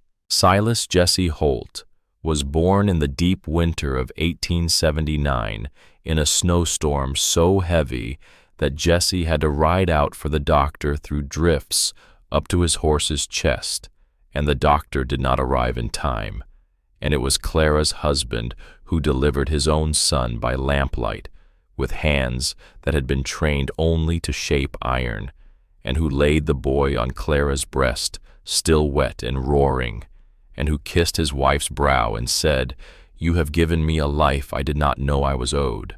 Jesse found his own peace in the summer of 1872 when a widow named Winifred Harper arrived in Silver Pine Hollow to take the teaching position at the new schoolhouse. She was 28 years old with a 6-year-old son named Tobias, whose father had died in the last weeks of the war. She wore her brown hair in a plain knot, and she laughed at Jesse's dry jokes, and she did not flinch at the scar on his face. And when he finally gathered the courage to call at her rooming house one Sunday in the spring of 1873, she met him at the door with flour on her hands and a pie cooling on the window-sill. And she said, "Mr. Holt, I have been wondering when you would come." They married that September. Tobias called Jesse Pa within a year, and Jesse, who had not believed himself capable of fatherhood, was the one who taught the boy to read a rifle sight and to ride and to stand up straight when he was afraid. Caleb, who had believed his limp would leave him a bachelor forever, was proved wrong in 1874 by a young woman named Hazel Sutton, who came up from Denver to manage the new hotel restaurant in Silver Pine Hollow. Hazel was 24, deaf in one ear from a childhood fever, and possessed of a laugh that could be heard 3 blocks away when it broke loose. She met Caleb at a barn raising, and she told him in the first 10 minutes of their acquaintance that she had decided he was the handsomest man in the valley on account of his dimples, and that the limp only made him more interesting. And Caleb, who had never been spoken to like that by anyone in his life, proposed within the month. They married in the spring of 1875. They had 5 children of their own across the next decade, and the old main cabin on Redstone Ridge, which had once held 3 lonely men filled with noise and laughter and the small dramas of a large family. And Shep lived to be 16 years old and died with his head on Caleb's boot. The years on Redstone Ridge were rich and full in a way Clara could never quite explain to anyone who had not lived them. Her quilt business grew until she employed 4 local women in a workroom above the Silver Pine Mercantile, and her quilts were shipped as far east as St. Louis and as far west as Sacramento. She taught a free class every Saturday morning for any girl in the valley whose mother could not afford cloth, and she taught them as her mother had taught her, with patience and with silence, and with the understanding that the stitch passed down carries more than thread. Nate's forge became the finest iron shop between Helena and Bozeman, and he trained 2 apprentices, one of whom was his own son Ezra, who grew into a giant of a man with a gentle voice and hands like his father's. Jesse ran the cattle and the horses on the ridge with the quiet competence of a man who had found his vocation late and meant to honor it. Caleb, despite his bad leg, became the best horse trainer in the territory, and men came from 3 states to buy the colts he had raised. Elias Thornridge died in a federal penitentiary in 1874. Clara received the notice by post, folded it, placed it in the stove, and did not speak of it for the rest of her life.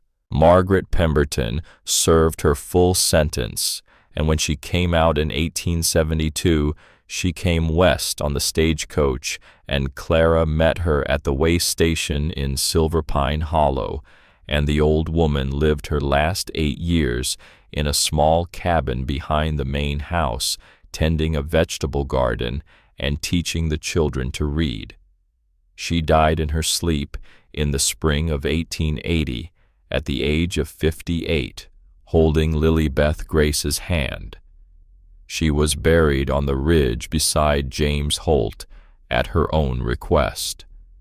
Clara stood at the graveside in a black shawl and let a single tear fall onto the turned earth, and did not explain to anyone what it meant, because she was not certain herself. Nate Holt died on a September evening in 1897 at the age of 58. He had been working in the forge shaping a new axle for the hay wagon when a bar of red iron slipped from the tongs and struck his leg above the boot. The burn was not terrible at first. The infection came quickly, as such things did in that country, and 2 weeks later he lay in the bed he had built for himself and Clara, and his breath was shallow, and Clara sat beside him, with his hand in hers, and watched the evening light move across the wall. "Clara," he said. His voice was very soft. "I am here. The sky is a good color tonight. Yes. You gave me 27 years I did not dare to dream of. Nate, do not speak. Rest. I will rest soon enough. Clara. Listen. The quilt, the bear's paw. Put it over me tonight. I have always liked how it smelled like you." She brought it from the cedar chest. She laid it over him. She lay down beside him on the bed in her clothes and put her head on his shoulder, and she felt his breath slow and stop, and she did not weep until she felt it stop, and then she wept quietly into his shoulder for a long time, and she did not rise until the first birds of the morning began to sing outside the window. He was buried on the ridge beside James Holt and beside Margaret Pemberton, with the whole valley in attendance. Lilybeth Grace was 26 years old, and already a mother of 2. Ezra stood 6'4" and wept openly. Adelaide held her mother's hand. Silas, 18, played his Uncle Caleb's fiddle for the first time in public, and the tune he played was the nameless lullaby his grandmother Eleanor had once sung to Clara, which Clara had sung to Nate on the porch the day Caleb was shot, and which had become across the years the family song. Jesse Holt died 11 years later in 1908 of a stroke that took him quickly in his own kitchen. He was 68. Winifred, who had loved him for 36 years, did not outlive him by long. She died of influenza that same winter. Caleb Holt died in 1912 at the age of 70 of a cough that settled in his bad lung and would not leave.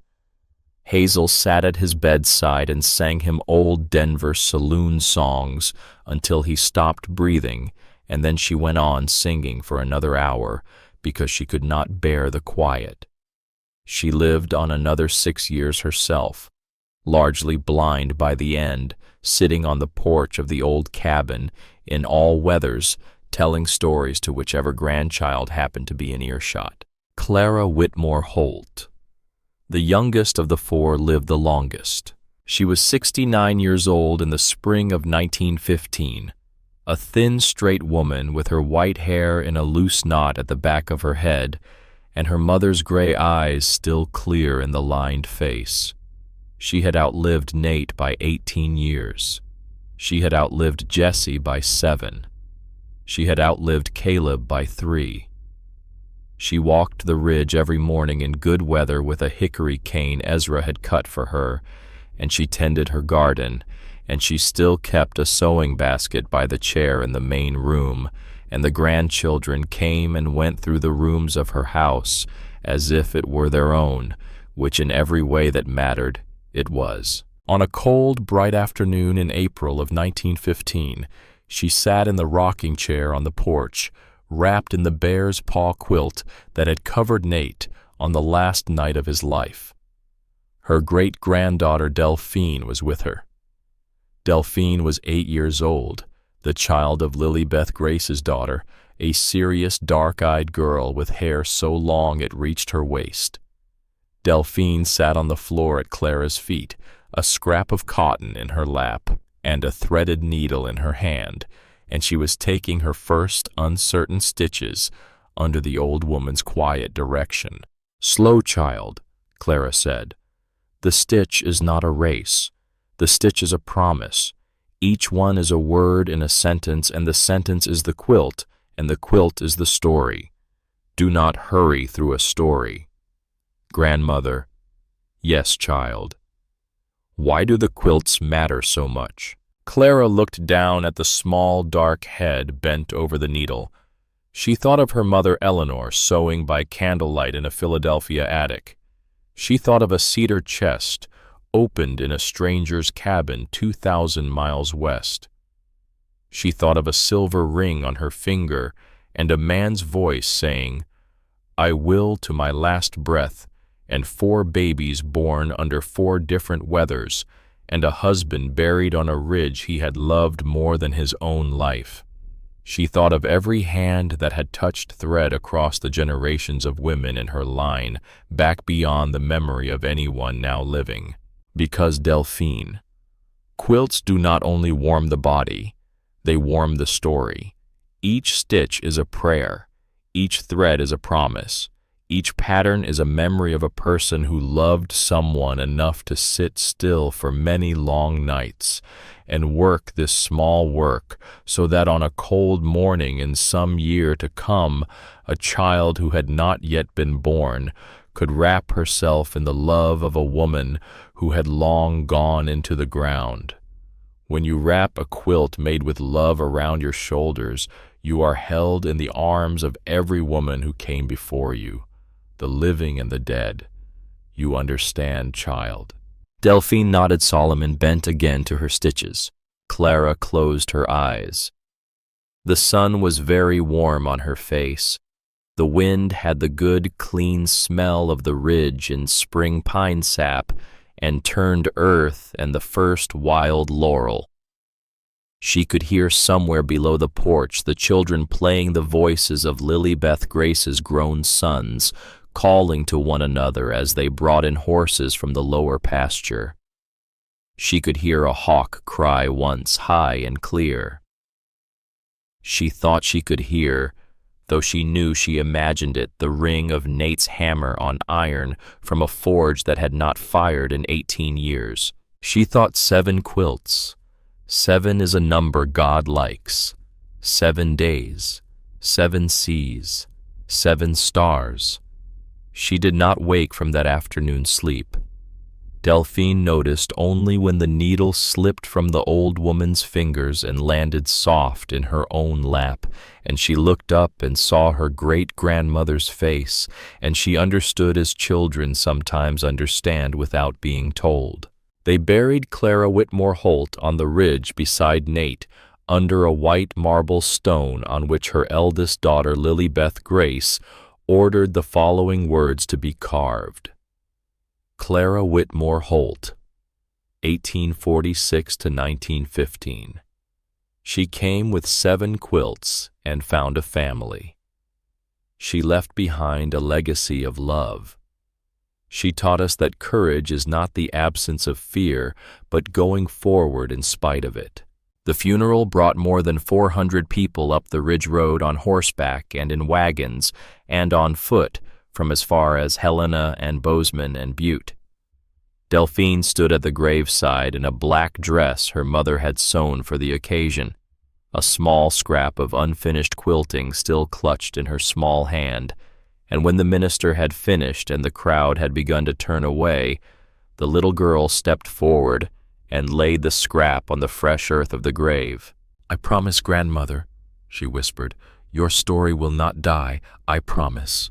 And then she turned, and she took her mother's hand, and she walked down the Ridge Road toward the house where her own children would one day be born, a needle waiting in a basket by a rocking chair, a cedar chest still standing in a corner, 7 quilts folded inside it, and a story that had not in fact ended and would not end for as long as any daughter of that line took a needle into her hand and made the first stitch. The sun went down over Redstone Ridge that April evening in red and gold, and the wind moved through the pines the way it had always moved, and somewhere far below in the valley a church bell rang.